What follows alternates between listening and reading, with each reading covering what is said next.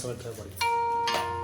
ಓಂ ನಮೋ ಭಗವತೆ ವಾಸುದೇವಾಯ. ಓಂ ನಮೋ ಭಗವತೆ ವಾಸುದೇವಾಯ. ಓಂ ನಮೋ ಭಗವತೆ ವಾಸುದೇವಾಯ. ಓಂ ನಮೋ ಭಗವತೆ ವಾಸುದೇವಾಯ. ನಾರಾಯಣಂ ನಮಸ್ಕೃತ್ಯಂ ನಾರಾಯಣಂ ಶರಂ ಚೈವ ನರೋತ್ತಮಂ ದೇವೀಂ ಸರಸ್ವತಿಂ ವ್ಯಾಸಂ ತದೋ ಜಯಮುದಿರ್ಯೇ. ನಷ್ಟಪ್ರಾಯೇಷು ಅಭದ್ರೇಷು ನಿತ್ಯಂ ಭಾಗವತ ಸೇವಯಾ. ಭಗವತೆ ಉತ್ತಮ ಶ್ಲೋಕೆ ಭಕ್ತಿರ್ಭವತಿ ನೈಸ್ತಿಕಿ. ಮೂಕಾಂ ಕರೋತಿ ವಾಚಾಲಾಂ ಪಂಗುಂ ಲಂಘಯತೆ ಗಿರಿಂ ಯತ್ಕೃಪಾತಂ ವಂದೇ ಶ್ರೀಗುರುಂ ದೀನತಾರಿಣಂ. ಪರಮಾನಂದ ಮಾಧವ ಶ್ರೀ ಚೈತನ್ಯ ಈಶ್ವರ. ಪದ ಮುನ್ನೆ. ಓಂ ನಮೋ ಭಗವತೆ ವಾಸುದೇವಾಯ. ಜನ್ಮಾದಸ್ಯ ಯತೋನ್ವಯಾದಿತರತ ಚಾರ್ತೇಷು ಅಭಿಜ್ಞಾಸ್ವರಾಟ್ ತೇನೇ ಬ್ರಹ್ಮ ಹೃದಯ ಆದಿ ಕವಿಯೇ ಮೇ ಬ್ರಹ್ಮ ಹೃದಯ ಆದಿ ಮುಹ್ಯಂತಿ ಯತ್ಸೂರಯಃ ತೇಜೋ ವಾರಿಮೃದಂ ಯಥಾ ತೇಜೋ ವಾರಿಮೃದಂ ಯಥಾ ವಿನಿಮಯೋ ಯತ್ರ ತ್ರಿಸರ್ಗೋ ಮೃಷಾ ಧಾಮ್ನಾ ಸ್ವೇನ ಸದಾ ನಿರಸ್ತಕುಹಕಂ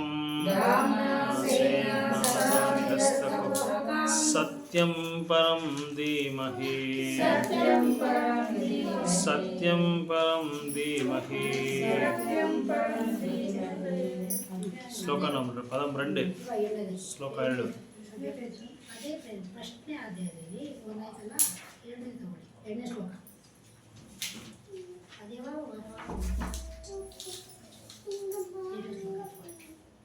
ಪೇಜ್ ನಂಬರ್ ಹೇಳಿ ಯಶೋಧ ಮದಾಜಿ ಅವರಿಗೆ. ಶ್ಲೋಕ ನಂಬರ್ 2.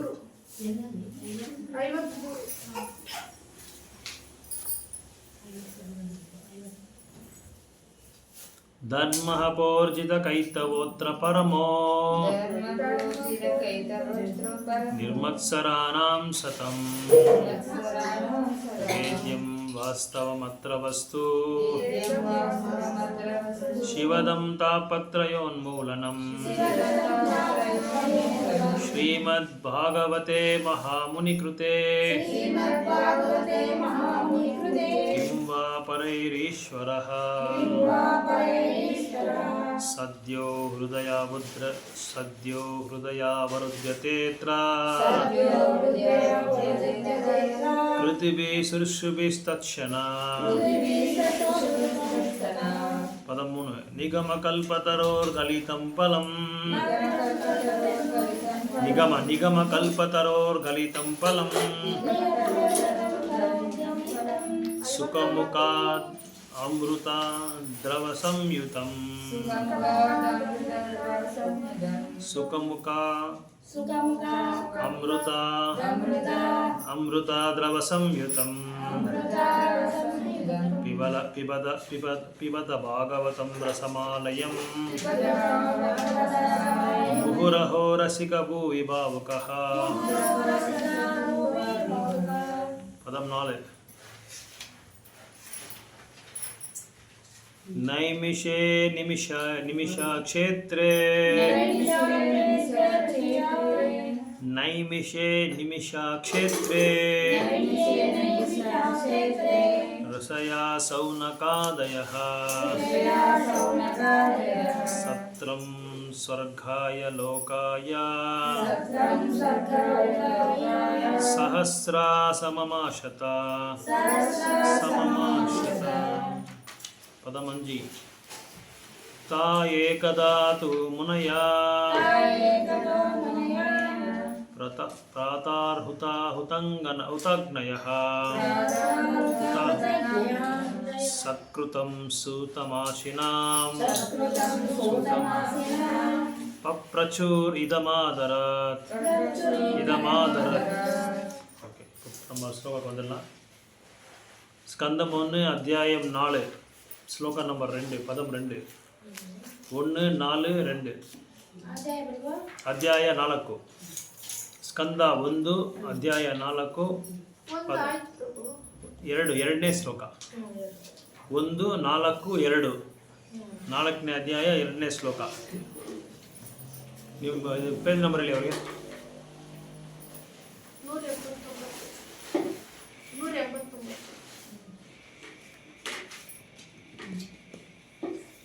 ಸೌನಕಾವಾಚ ಸುತ ಮಹಾಭಾಗ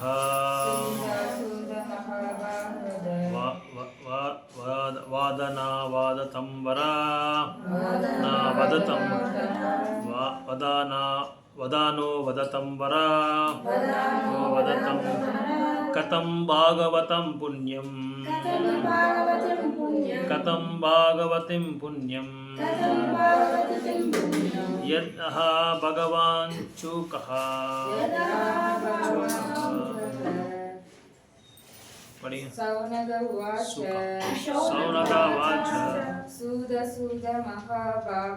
ಸೂತ ಮಹಾಭಾಗ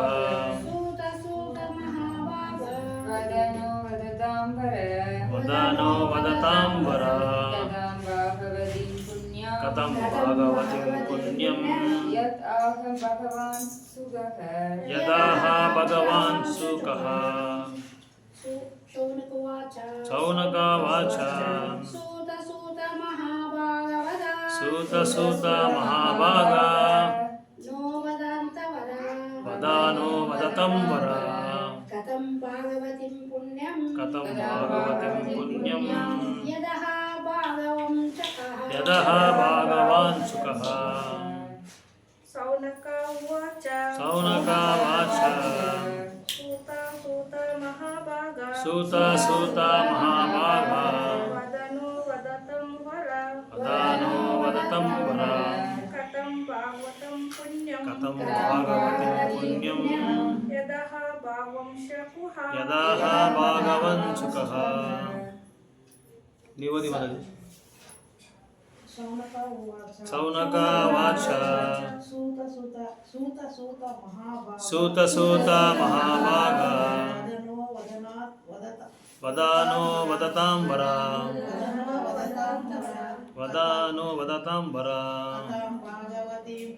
ಕಥಂ ಭಾಗವತಂ ಪುಣ್ಯಂ ಯದಾಹ ಭಗವಾನ್ ಸುಖಃ ಇದು ವರ್ಡ್ ಬೈ ವರ್ಡ್ ಓದಿ ವರ್ಡ್ ಬೈ ವರ್ಡ್ ಓದಿ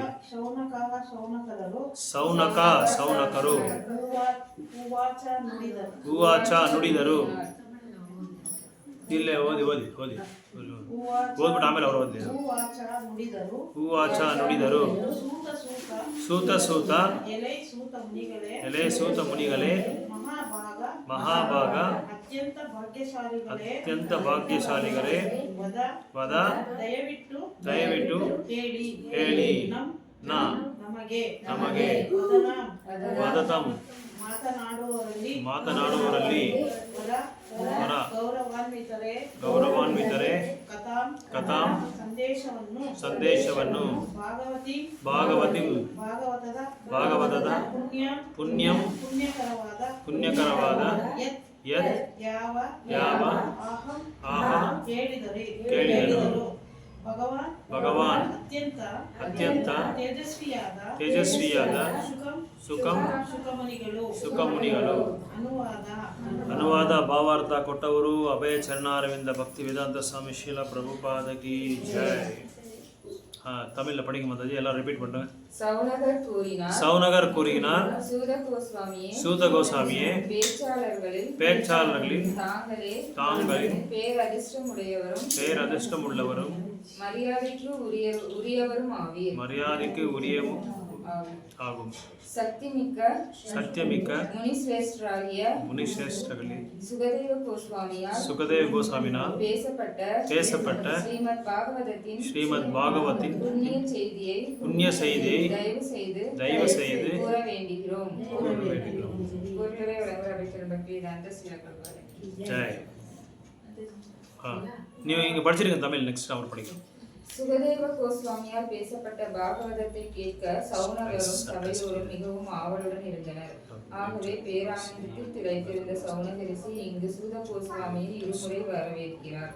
தனது சொந்த நோக்கத்திற்கு ஏற்ற முறையில் திருட்டு கூறும் போலி நபரிடமிருந்து அதை கேட்பதற்கு அவர்கள் ஆர்வம் கொண்டிருக்கவில்லை. பொதுவாக பெயரளவிலான பாகவத பேச்சாளர்கள் அதை தொழிலாக கொண்டவர்களாகவோ அல்லது பரமபுருஷரின் உன்னத லீலைகளை அனுபவிக்க முடியாத பெயரளவிலான கற்றறிந்த அருவவாதிகளாகவே இருக்கின்றனர். அத்தகைய அருவவாதிகள் தங்களது அருவவாத கொள்கையை ஆதரிக்கும் வகையிலும் அதற்கு பொருந்தும் வகையிலும் பாகவதத்தை பிரித்து கூறுகின்றனர். மேலும் அதை தங்களது வருவாய்க்கான தொழிலாக கொண்டவர்கள் துவக்கத்திலேயே பகவானுடைய லீலைகளின் மிக ரகசியமான பகுதியாகிய 10வது காண்டத்திற்கு சென்று அதை தப்பாக விளக்குகின்றனர். இவ்விரு பிரிவினரில் ஒருவரும் பாகவதத்தை கூறும் தகுதி படைத்தவர் அல்ல. ஸ்ரீமத் பாகவதத்தின் உரையாடல்களில் பங்கேற்கும் தகுதி வாய்ந்தவர்கள் இருவர். சுகதேவ கோஸ்வாமியின் வழி பாகவதத்தை அளிக்க முயல்பவர். மற்றவர் சுகதேவ கோஸ்வாமி அல்லது அவரது பிரதிநிதியிடமிருந்து கேட்க தயாராக இருப்பவர். பதம் 3. கஸ்மின் யுகே பிரவృత్తேயம் ஸ்தானே வா கேன ஹேதுனா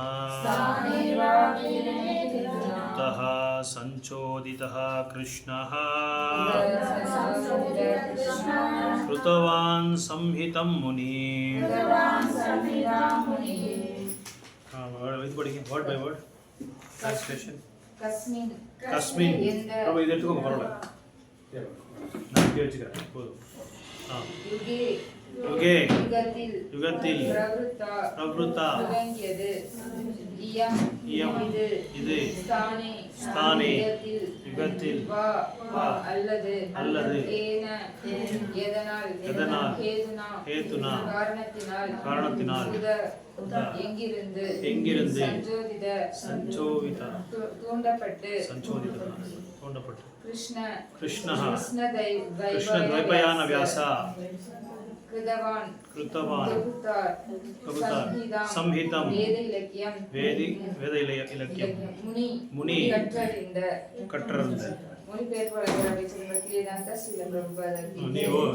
நீங்க படிக்கும்.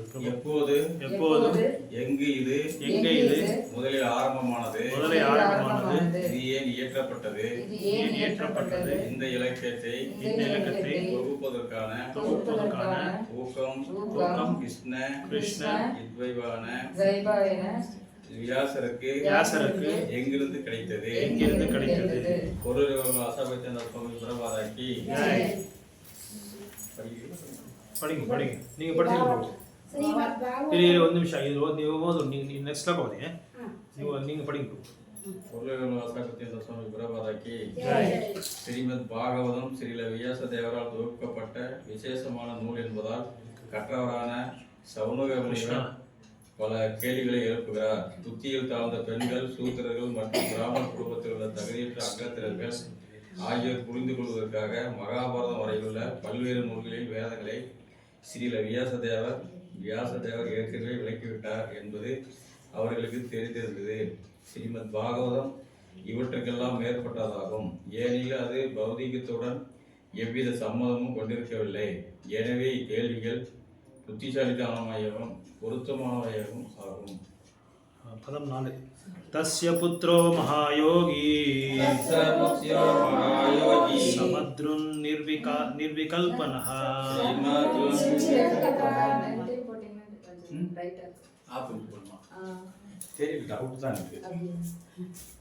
சமத்ருன் நிர்விகல்பகஹ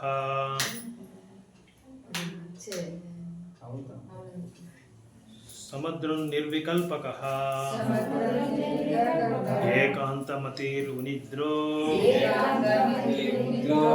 ಗೂಢೋ ಮುಡ ಇವಯತೆ. ಟ್ರಾನ್ಸ್ಲೇಷನ್ ಬಿಡಿ ಅನ್ನು ಹೊರಡುರೈ ನೀವು ಓದಿ ಮೊದಲೇ ಗೀತ ಮೊದಲೇ. ತಸ್ಯ ಅವರ ಪುತ್ರ ಮಗನು ಮಹಾಯೋಗಿ ಒಬ್ಬ ಶ್ರೇಷ್ಠ ಭಕ್ತ ಸಮದೃಷ್ಟಿ ಉಳ್ಳವನು ನಿರ್ವಿಕಲ್ಪಕ ಪರಿಪೂರ್ಣವಾದ ಏಕತತ್ವವಾದಿ ಏಕಾಂತಮತಿ ಏಕತತ್ವವಾದದಲ್ಲಿ ಸಿದ್ಧನು ಅಥವಾ ಏಕಾಗ್ರ ಮನಸ್ಸುಳ್ಳವನು ಉನ್ನೇಂದ್ರ ಅಜ್ಞಾನವನ್ನು ಹಿಂದಿರಿಸಿದವನು ಗೂಢ ಮರೆಯಲ್ಲಿರುವನು ಮೂಢ ಮೂರ್ಖನು ಇವ ಎಂಬಂತೆ ಕಾಣುತ್ತಾನೆ. ಓದಿ ನೀವೇ ಓದಿ ನೀವು ಓದಿ ನೀವು ಅನುವಾದ ಓದಿ ನೀವು ಭಾವಾರ್ಥ ಓದಿ. ವೇದಾಂತ ಸಾರ ವೇದವ್ಯಾಸರ ಪುತ್ರರು ಶ್ರೇಷ್ಠ ಭಕ್ತರಾಗಿದ್ದು ಸಮಚಿತ್ತರಾಗಿ ನಿರ್ವಿಕಲ್ಪಸತ್ತರಿದ್ದರು. ಅವರು ಮನಸ್ಸು ಯಾವಾಗಲೂ ಏಕೈಕ ಗುರಿಯಲ್ಲಿ ಕೇಂದ್ರೀಕೃತವಾಗಿತ್ತು. ಅವರು ಐಹಿಕ ಚಟುವಟಿಕೆಗಳಿಗೆ ಹತ್ತಿರರಾಗಿದ್ದರು. ತಮ್ಮನ್ನು ತಾವು ಬರೆದು ತೋರಿಸಿಕೊಳ್ಳುವ ಸ್ವಭಾವದರಲ್ಲ. ಆದುದರಿಂದ ನೋಡಲು ಅಜ್ಞಾನಿಯಂತೆ ಕಾಣುತ್ತಿದ್ದರು.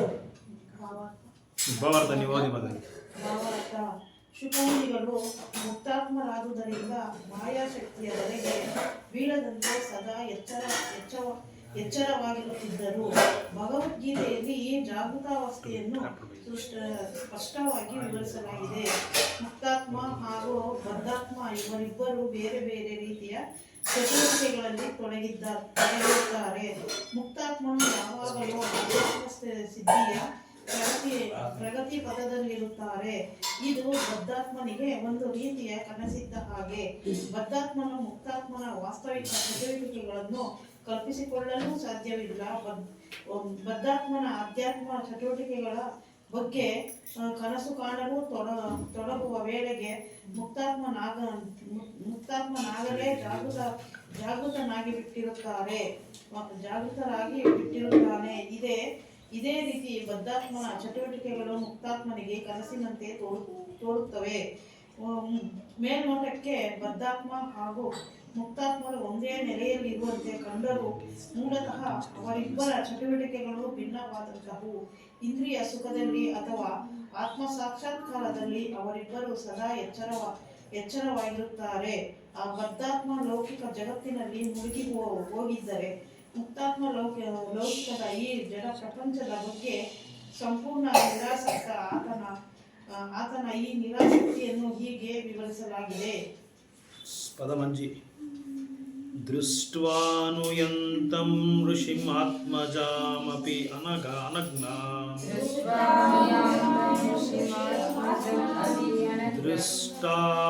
ದೃಷ್ಟಾವನುಯಂತಂ ಋಷಿಂ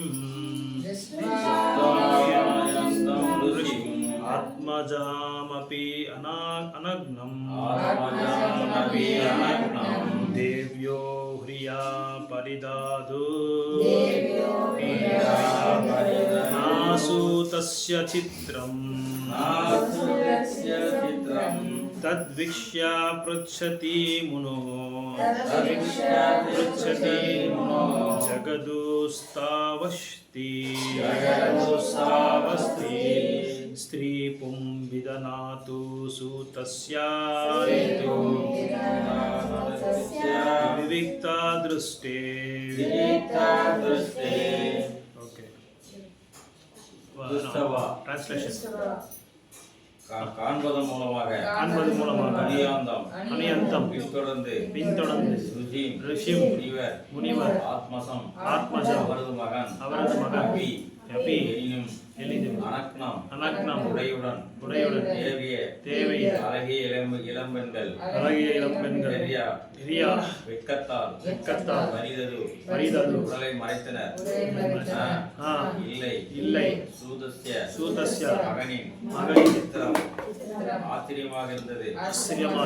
வீசிய அதைக்கண்டு வருத்ததி கேட்கும் உணவு முனிவரிடம் ஜகது பதிலளித்தார். உமது அஸ்தி அன்புள்ள ஸ்ரீபூம் ஆண் பெண் பிதா வேறுபாடுகள் இல்லை ஆனால் சூதஸ்ய புத்திரனின் விவிக்த தூய்மையடைந்த துருஷ்ட காணும் ஒருவரின் மொழிபெயர்ப்பு சபக்தியாத சுவாமி பிரபதாக்கி வியாசதேவர் நமது புதல்வரை தொடரும் போது அவர் ஆடை அணிந்திருந்த போதிலும் ஆடையின்றி நீராடி கொண்டிருந்த அழகிய இளைய மங்கைகள் துணியால் தங்களது உடல்களை மறைத்துக் கொண்டனர். ஆனால் அவரது புதல்வர் கடந்து செல்லும் போது அவர்கள் அப்படி செய்யவில்லை. முனிவர் இதை பற்றி விசாரித்தார். அதற்கு அந்த இளம்பெண்கள் அவரது புத்திரின் தூய்மையடைந்த நிலையில் தங்களை காணும்போது ஆண் பெண் வேறுபாட்டை உணரவில்லை என்றும் ஆனால் முனிவரோ அத்தகைய வேறுபாடுகளை கொண்டிருந்தார் என்றும் கூறினார். ಬರ್ಪೋಟ್ ಅವರ್ದ ನೀವೋದಿ ಭಾವಾರ್ಥ ವಿದ್ವಾಂಸನಾದ ಮುನಿಯು ಬ್ರಾಹ್ಮಣ ವಿದ್ವಾಂಸನನ್ನು ಹಾಗೂ ಚಂಡಾಲನನ್ನು ನಾಯಿಯನ್ನು ಹಾಗೂ ಹಸುವನ್ನು ತನ್ನ ಆಧ್ಯಾತ್ಮಿಕ ದರ್ಶನದಿಂದಾಗಿ ಸಮಾನವಾಗಿ ಕಾಣುತ್ತಾನೆಂದು ಭಗವದ್ಗೀತೆಯಲ್ಲಿ ಹೇಳಿದೆ. ಸುಖಮುನಿಗಳು ಈ ಹಂತವನ್ನು ತಲುಪಿದರು. ಆದ್ದರಿಂದಲೇ ಅವರಿಗೆ ಸ್ತ್ರೀ ಪುರುಷರ ವ್ಯತ್ಯಾಸ ಕಾಣಲಿಲ್ಲ. ಅವರು ಎಲ್ಲ ಜೀವಿಗಳನ್ನು ಭಿನ್ನ ವಿಶೇಷಗಳಲ್ಲಿ ಕಾಣುತ್ತಿದ್ದರಷ್ಟೇ. ಮಗುವನ್ನು ನೋಡಿದ ತಕ್ಷಣ ಅದರ ಮುಗ್ಧತೆಯು ತಾನಾಗಿ ಮನವರಿಕೆಯಾಗುತ್ತದೆ. ಹಾಗೆಯೇ ವ್ಯಕ್ತಿಯು ಚರ್ಯೆಯಿಂದಲೇ ಆತನ ಮನೋಭಾವವನ್ನು ಸ್ನಾನ ಮಾಡುತ್ತಿದ್ದ ಆ ಸ್ತ್ರೀಯರು ಗ್ರಹಿಸಿದರು. ಸುಖಮುನಿಗಳು 16 ವರ್ಷಗಳ 16 ವರ್ಷಗಳ ತರುಣರಾಗಿದ್ದು ದಷ್ಟಪುಷ್ಟರಾಗಿದ್ದರು. ಸ್ತ್ರೀಯರಂತೆಯೇ ಅವರು ನಗ್ನರಾಗಿದ್ದರು. ಆದರೆ ಅವರು ಕಾಮಾತೀತರಾಗಿದ್ದರಿಂದ ಮುಗ್ಧರಾಗಿ ತೋರುತ್ತಿದ್ದರು. ಆ ಸ್ತ್ರೀಯರು ತಮ್ಮ ವಿಶೇಷ ತಿಳುವಳಿಕೆಯಿಂದ ತಕ್ಷಣ ಇದನ್ನು ಗ್ರಹಿಸಿದರು. ಹೀಗಾಗಿ ಸುಖಮುನಿಗಳ ಬಗ್ಗೆ ಅವರು ಸಂಕೋಚ ಪಟ್ಟುಕೊಳ್ಳಲಿಲ್ಲ. ಆದರೆ ಅವರ ತಂದೆ ಹೋಗುವಾಗ ಮಾತ್ರ ಸಂಕೋಚದಿಂದ ಬಟ್ಟೆ ತೊಟ್ಟುಕೊಂಡರು. ಆ ಸ್ತ್ರೀಯರು ವೇದವ್ಯಾಸರ ಮಕ್ಕಳಂತೆ ಮೊಮ್ಮಕ್ಕಳಂತೆಯೇ ಇದ್ದರು. ಸಹ ವೇದವ್ಯಾಸರು ಗೃಹಸ್ಥರಾಗಿದ್ದುದರಿಂದ ಸ್ತ್ರೀಯರು ಸಾಮಾಜಿಕ ರೀತಿ ನೀತಿಗಳನ್ನು ತಕ್ಷಣ ಅನುಸರಿಸಿದರು. ಗೃಹಸ್ಥರು ಸ್ತ್ರೀ ಪುರುಷ ಭೇದವನ್ನು ಗುರುತಿಸಬೇಕು. ಇಲ್ಲದಿದ್ದರೆ ಆತ ಗೃಹಸ್ಥನಾಗಲಾರ. ಸ್ತ್ರೀ ಪುರುಷರ ಬಗ್ಗೆ ಅನಾಸಕ್ತಿ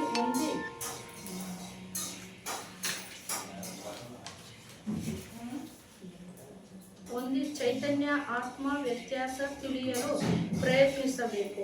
ಅಂತಹ ವ್ಯತ್ಯಾಸವಿರುವವರೆಗೆ ಯಾರೊಬ್ಬರೂ ಸುಖಮುನಿಯಂತೆ ಸನ್ಯಾಸಿಯಾಗುವ ಪ್ರಯತ್ನ ಮಾಡಕೂಡದು. ಕಡೆ ಪಕ್ಷ ತಾತ್ವಿಕವಾಗಿಯಾದರೂ ಈ ಜೀವಿ ಪುರುಷನೂ ಅಲ್ಲ ಸ್ತ್ರೀಯೂ ಅಲ್ಲ ಎಂಬ ವಿಷಯದಲ್ಲಿ ಖಚಿತವಾಗಿರಬೇಕು. ಜೀವಿಯ ಬಾಹ್ಯಾವೇಶವು ಈ ಜಗತ್ತಿನ ಜಡವಸ್ತುಗಳಿಂದ ಮಾಡಲ್ಪಟ್ಟಿದ್ದು ಲೈಂಗಿಕ ಆಕರ್ಷಣೆಯೇ ಅದರ ಉದ್ದೇಶವಾಗಿರುತ್ತದೆ. ಇದು ಜೀವಿಯನ್ನು ಲೌಕಿಕದಲ್ಲಿ ಸಿಲುಕಿಸುತ್ತದೆ. ಮುಕ್ತಾತ್ಮ ಈ ಅಸಹಜ ವ್ಯತ್ಯಾಸಗಳಿಗೆ ಅತೀತನಾದಂತಹವನು. ಆತ ಒಂದು ಜೀವಿಯಿಂದ ಮತ್ತೊಂದು ಜೀವಿಗೆ ವ್ಯತ್ಯಾಸ ಕಲ್ಪಿಸುವುದಿಲ್ಲ. ಆತನಿಗೆ ಅವರೆಲ್ಲ ಒಂದೇ ಚೈತನ್ಯ. ಆಧ್ಯಾತ್ಮಿಕ ದರ್ಶನದ ಪರಿಪೂರ್ಣತೆಯೇ ಮುಕ್ತಾತ್ಮನ ನೆಲೆ. ಸುಖಮುನಿಗಳು ಈ ನೆಲೆಯನ್ನು ತಲುಪಿದ್ದರು. ವೇದವ್ಯಾಸರು ಸಹ ಈ ದಿವ್ಯ ನೆಲೆಯನ್ನು ತಲುಪಿದರು. ಆದರೆ ಗೃಹಸ್ಥರಾಗಿರುವುದರಿಂದ ಅದಕ್ಕಾಗುಣವಾಗಿ ಅವರು ನಡೆದುಕೊಂಡು ಮುಕ್ತಾತ್ಮರಂತೆ ತೋರಿಸಿಕೊಳ್ಳಲು ಅವರು ಬಯಸಲಿಲ್ಲ. ಹರೇ ಕೃಷ್ಣ. ಕಥಂ ಆಲಕ್ಷಿತಃ ಪೌರೈಃ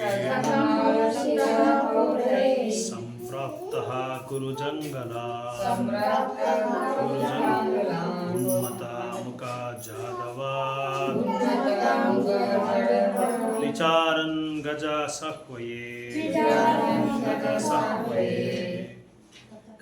கதம் எப்படி ஆசித ஐந்தினர் பௌரை மக்களால் சம்பிராப்த அடைந்து குருஜாங்கல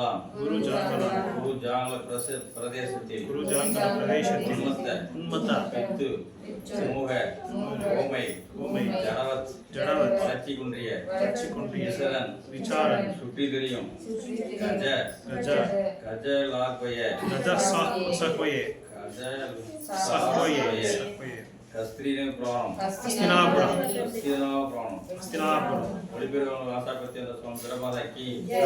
பித்தனை போலவும்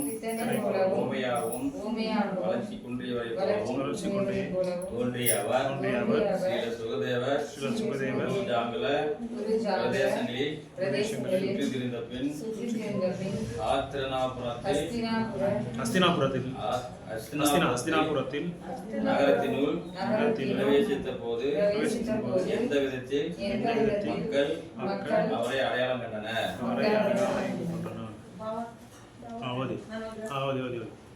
ಈಗಿನ ದೆಹಲಿಯನ್ನು ಮೊದಲು ಹಸ್ತಿನಾಪುರವೆಂದು ಕರೆಯುತ್ತಿದ್ದರು. ಏಕೆಂದರೆ ಅದು ಹಸ್ತಿ ಎಂಬ ರಾಜನಿಂದ ಮೊದಲು ಸ್ಥಾಪಿಸಲ್ಪಟ್ಟಿತು.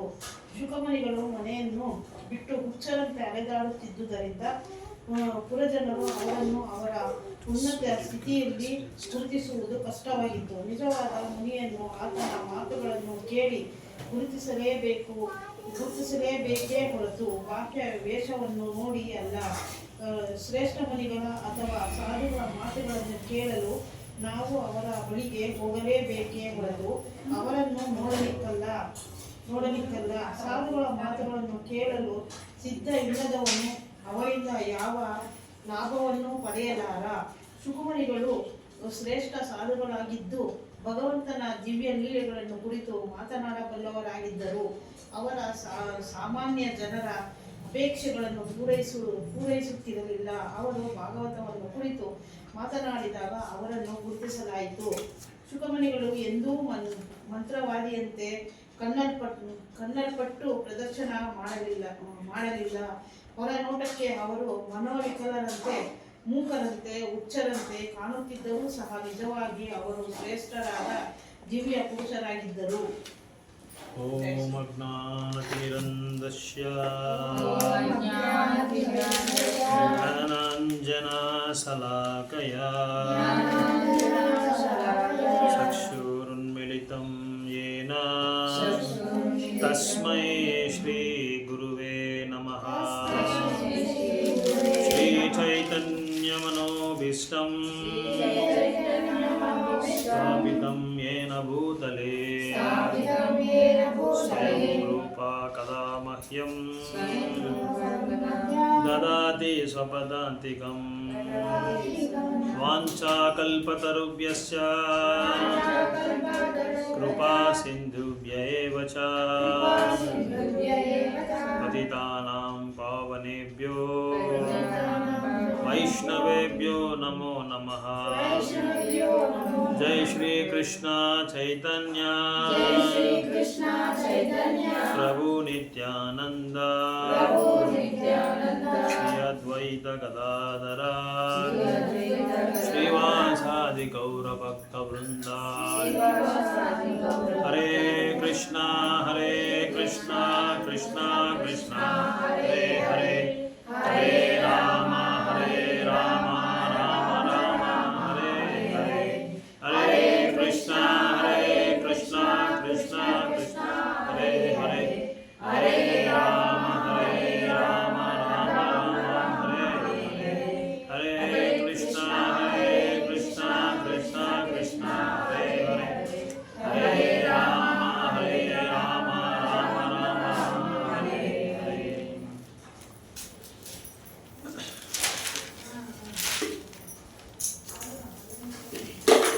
ஸோ இந்த அத்தியாயத்தில் 4வது அத்தியாயத்தில் நாரதர் ஆகமனத்துக்கு முன்னாடி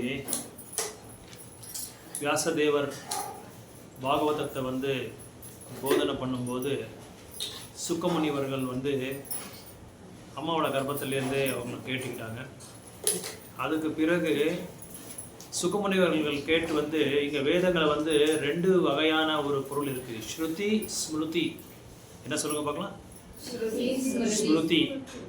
ஸ்ருதி அண்ணா ஸ்ரவணம் பண்ணுறது, ஸ்மிருதி அப்படின்னா நம்ம வந்து யாரோ சொன்னதை நம்ம கேட்டு மற்றவங்களுக்கு சொல்கிறது தான் ஸ்மிருதின்னு சொல்லுவாங்க.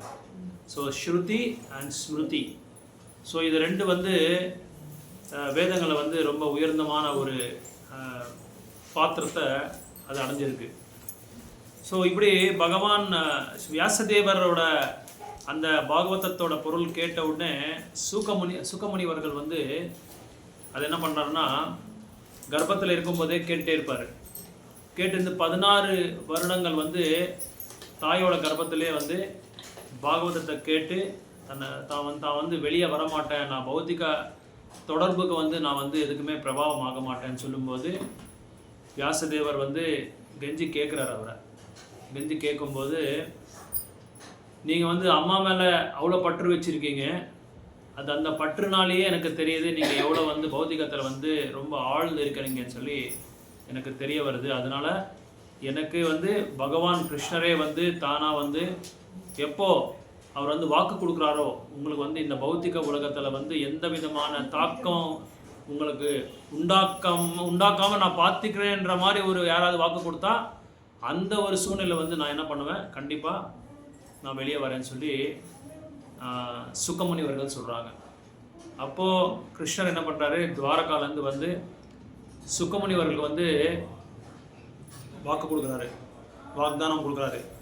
சுக்கமுனி நீங்கள் வந்து தைரியமாக நீங்கள் வெளியே வரலாம், எந்த விதமான பௌத்திகமான ஒரு தாக்கம் உங்களை வந்து உண்டாக்காது, அதுக்கு வந்து நான் வந்து உறுதியாக இருக்கிறேன்னு சொல்லி கிருஷ்ணர் வந்து அவருக்கு அந்த வாக்கை கொடுக்குறாரு. அந்த வாக்தானத்தை கொடுக்கும்போது அப்போ தான் சுக்கமுனி வந்து வெளியே வராரு. அப்போ சுக்கமுனி அங்கே வெளியே வரும்போது நம்ம வந்து முக்கியமாக கவனிக்க வேண்டிய ஒரு விஷயம் என்னென்னா, இப்போ ஒரு தாய் வந்து ஒரு குழந்தைக்கு வந்து பிறப்பு கொடுக்கும்போது எப்படி வருவாங்க, வெளியே வரும்போது மக்னமாக தான் இருப்பாங்க, அதாவது துணிகினி எதுவுமே இருக்காமல் நேக்கட்டாக இருப்பாங்க. அப்படி பகவான் அந்த சுக்கமுனிவர்கள் வெளியே வரும்போது 16 வருடங்கள் அவங்களுக்கு. அந்த 16 வருடங்களோட அந்த ஒரு குழந்தை, அது குழந்தை கூட நம்ம சொல்லக்கூடாது, ஒரு இளம் பையன் அப்படி வெளியே வரும்போது நக்னமாக போயிட்டுருக்காரு. வெளியே போயிட்டுருக்கும்போது எந்த ஃபாரஸ்ட்டில் இருக்காங்கன்னா, எந்த காட்டில் இருக்காங்கன்னா, அவங்க குரு டைனாஸ்டி, இந்த ஹஸ்தினாபுரக்கு பக்கத்தில் ஒரு ஜங்கல் இருக்குது. ஜங்கலுக்கு என்ன சொல்கிறீங்க, ஒரு காடு. அந்த காட்டை நடந்துட்டு போயிட்டு இருக்கும்போது வியாசதேவர் கூப்பிடுறாரு. வியாசதேவர் கூப்பிடும்போது இவர் எதுவுமே கேட்காம அவர் பாட்டுக்கு அவர் போயிட்டே இருக்காரு. அங்கே ஒரு ஜலத்தில், அங்கே ஒரு குளத்தில் வந்து இளம் பெண்கள் வந்து இது துணியெல்லாம் அவுத்தி விட்டு அங்கே ஸ்நானம் பண்ணிட்டு இருக்காங்க, குளிச்சுட்டு இருக்காங்க.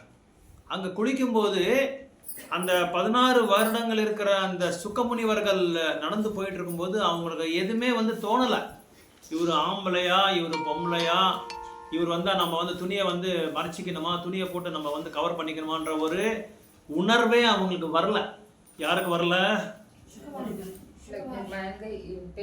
இளம் பெண்களுக்கு. குளிச்சுட்டு இருக்காங்க குளத்துல, கவனம் ரொம்ப இம்பார்ட்டன்ட் பாகவதத்தில்.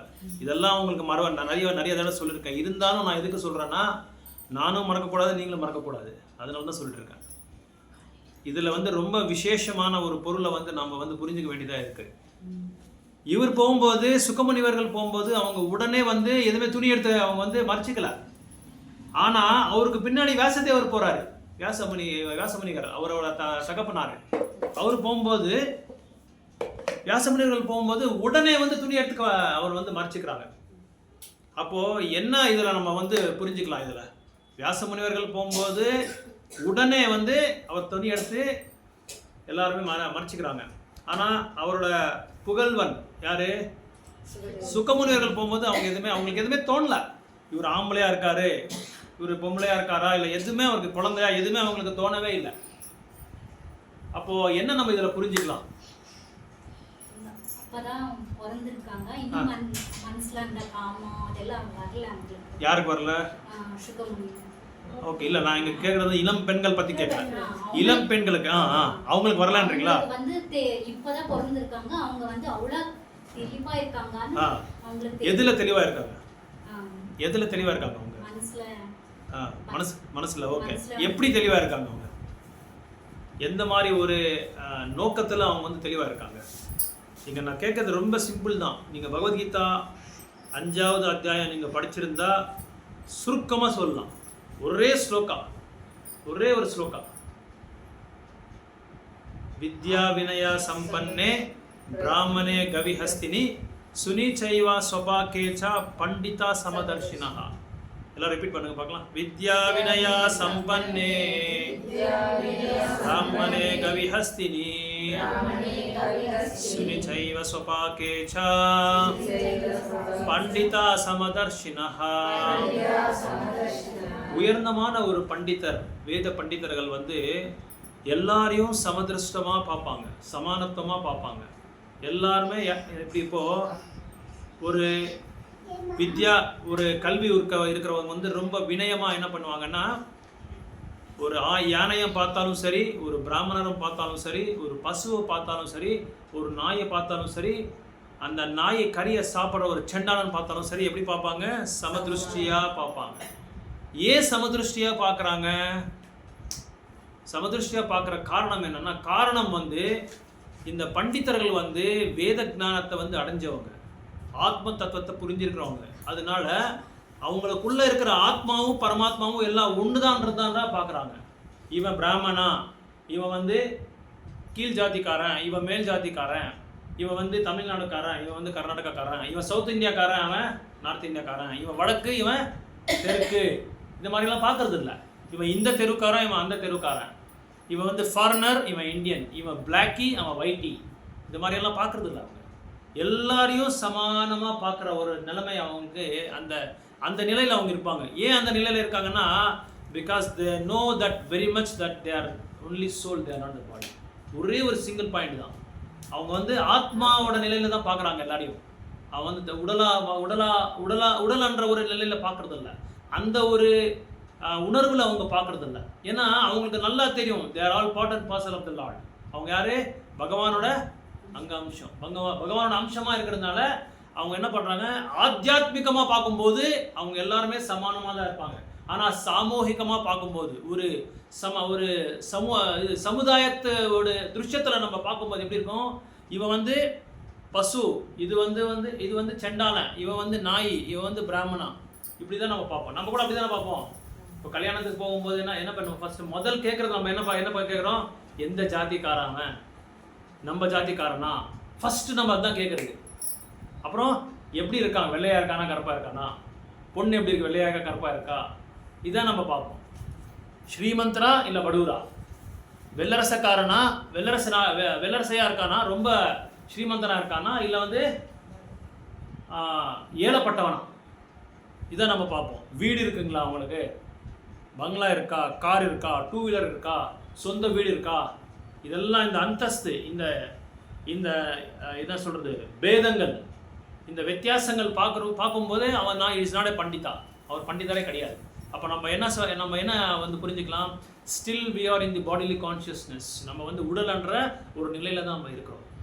அதான் இங்க சொல்றாரு வியாசதேவர். ஏன்னா வியாசதேவர் கூட உயர்ந்தமான ஒரு நிலையில தான் இருந்தவர் தான். வியாசதேவர் யாரு? பாகவதத்தையே அவர் உரை எழுதினவர். அவர் பாகவத்தை உரை எழுதினவர் அவர். அதனால வியாசதேவர் கூட அந்த நிலையில இருக்கும்போது அவர் ஏன் அப்படி பார்த்தாரு அந்த இளம் பெண்கள்? பார்த்த காரணம் என்ன? பட் வியாசதேவா இஸ் இல்லறவாசி, இஸ் எ கிரகஸ்தா. அவர் கிரகஸ்தனா இருக்கிறதுனால அந்த பேதங்களை தான் பார்க்க வேண்டிய ஒரு சூழ்நிலை அவங்களுக்கு இருக்கு. இவங்க ஆனா பெண்ணான்ற ஒரு சூழ்நிலை அவங்க பார்க்குற நிலையில இருக்கணும். இப்படி இருந்தால் தான் அவன் கிரகஸ்தா ஆக முடியும். அதனால தான் இப்போ நம்ம அண்டர் எஸ்டிமேட் பண்ணக்கூடாது. வியாசதேவர் என்னடா ஒரு பெரிய இது ஏன்னா இலக்கை அவதாரம், பகவானோட இலக்கை அவதாரம். அப்படி இருந்து கூட அவரை பார்த்த உடனே இளம்பெண்கள் எல்லாம் அந்த துணி போட்டு மறைச்சிக்கிட்டாங்கன்றது நம்ம அப்படி புரிஞ்சிக்க கூடாது. அவங்க கூட is also in transcendental platform. அவர் கூட உயர்ந்தமான திவ்யமான நிலையில தான் இருக்கிறாரு. இருந்தாலும் அவர் என்ன பண்ணாரு, அந்த குரோஸ்தான்றதுனால இல்லர்வாசின்றதுனால அவங்க என்ன பண்ணாங்க, அந்த ஆண்களா பெண்களான்ற ஒரு இதை அவங்க பார்க்க வேண்டிய ஒரு சூழ்நிலை அவங்க வந்துடுச்சு. ஸோ அதனால இங்க இந்த சௌனகா முனி என்ன கேட்கிறாருன்னா 88,000 முனிவர்களுக்கு அவர் தலைமை எடுத்திருக்காரு. எங்க முக்கடப்பள்ளியா? நைமிஷாரண்யத்துல. இப்போ கூட நம்ம நைமிஷாரண்யத்துக்கு போனா அந்த காட்டு மாதிரி தான் இருக்காது. இப்போ கூட எந்த விதமான கல்மஷமே ஆகல. அந்த நைமிஷாரண்யம் அந்த இடம் அப்படியே இருக்கு.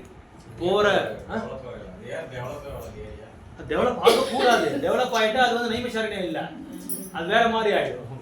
டிஸ்னி வேர்ல்டு ஆயிடும், வேற மாதிரி ஆயிடும். அதனாலதான் விருந்தாவன்ல அந்த அளவுக்கு தூய்மையான இருக்கு. ஆனா இப்போ கொஞ்சம் கொஞ்சமா எல்லாமே ரியல் எஸ்டேட் எல்லாமே வர ஆரம்பிச்சாங்க, ஸ்டார்ட் ஆயிடுச்சு. இப்போ கிருஷ்ணபுரம் கோயில் கிட்ட வந்துட்டு இருக்கு. இத்தனை நாள் எதுவுமே இல்லாம தாக்கம் இல்லாம இருந்தது, பௌதிகமான தாக்கம் இல்லாம இருந்தது. இப்போ என்ன பண்ணாங்க, லேண்ட் டெவலப்பர்ஸ் எல்லாம் நிறைய லேண்ட் வாங்கி அங்க நிறைய இது கட்டுறாங்க, வீடுகள்லாம் கட்டிட்டு வித்துட்டு இருக்காங்க. அது வந்தாலே ப்ராப்ளம் தான். அது வந்தாலே அந்த ஆன்மீகமான அந்த தூய்மை அங்கே இருக்காது, அந்த பியூரிட்டி இருக்காது, அந்த டிவைனிட்டி இருக்காது. அந்த பவித்திரமான ஸ்தலம் என்ன ஆகிடும், அபவித்திரமாகிடும். அதனால தான் அது இப்போ கூட நைமிஷாரண்யத்துக்கு போனவங்கலாம் நம்ம பக்தர்கள் எல்லாமே அங்கே பாகவதத்தை 4 to 5 hours படிக்கிறாங்க. ஆனால் நம்மளுக்கு அந்த தகுதி இல்லை. யாருக்கு இருக்கிற தகுதி? சௌனகா ருஷிக்கும் அந்த அவங்கள ஃபாலோ பண்ணுற அந்த என்ன சொல்கிறது, அவங்களோட சர்வெண்ட்ஸ், அவங்களோட முனிவர்கள், அவங்களுக்கு இருக்கிற தகுதி நம்மளுக்கு இல்லை. ஏன்னா அந்த கான்சியஸ்னஸ் நம்ம இல்லை. அதனால இங்கே என்ன இவர் கேட்குறாரு, சௌனகா ருஷி இவரை கேட்குறாரு, இந்த பாகவதம் எழுதியிருக்கிற நோக்கம் என்ன, எப்போ எழுதுனாங்க, எதுக்காக எழுதுனாங்க, ஏன் இந்த ஒரு ப்ராஜெக்டை அவர் டேக்கப் பண்ணாங்க, ஏன் வியாசமுனி இதை எடுத்துக்கிட்டாங்க, யார் இவங்களுக்கு சொல்ல சொன்னது, இவங்களுக்கு எழுத சொன்னது யார், எங்கே எழுதுனாங்க இவங்க, அந்த பாகவதத்தை பற்றி ஃபுல்லாக டீட்டெயிலாக கேட்குறாங்க சௌனகா ருஷி. இதெல்லாம் எல்லாமே தெரியும் அவங்களுக்கு. இருந்தாலும் அதனால தான் the mindset of the sages were very very intelligent.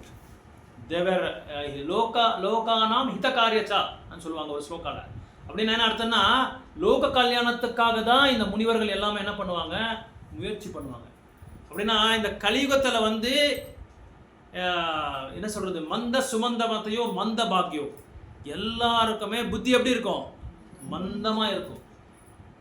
இந்த கலியோட பிரபா இதெல்லாம் அந்த அறிகுறிகள் எல்லாம் சொல்லப்பட்டிருக்கு ஒரு ஸ்லோகால.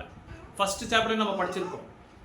கலியில் எப்படி இருப்பாங்க, என்னென்ன எந்த மாதிரி மக்கள் இருப்பாங்க, அவங்களோட குணாதிசயங்கள் எப்படி இருக்கும், குணாதிசயங்கள் எப்படி இருக்கும், எல்லாமே சோம்பாக இருப்பாங்க.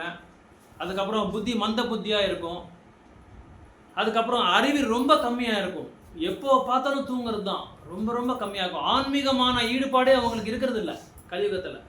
எவ்வளோதான் நம்ம கஷ்டப்பட்டு அவங்களுக்கு முயற்சி பண்ணி பிரச்சாரம் பண்ணால் கூட அந்த நிலைக்கு வரவே மாட்டாங்க, அந்த கான்ஷியஸ்னஸ்க்கு வர மாட்டாங்க.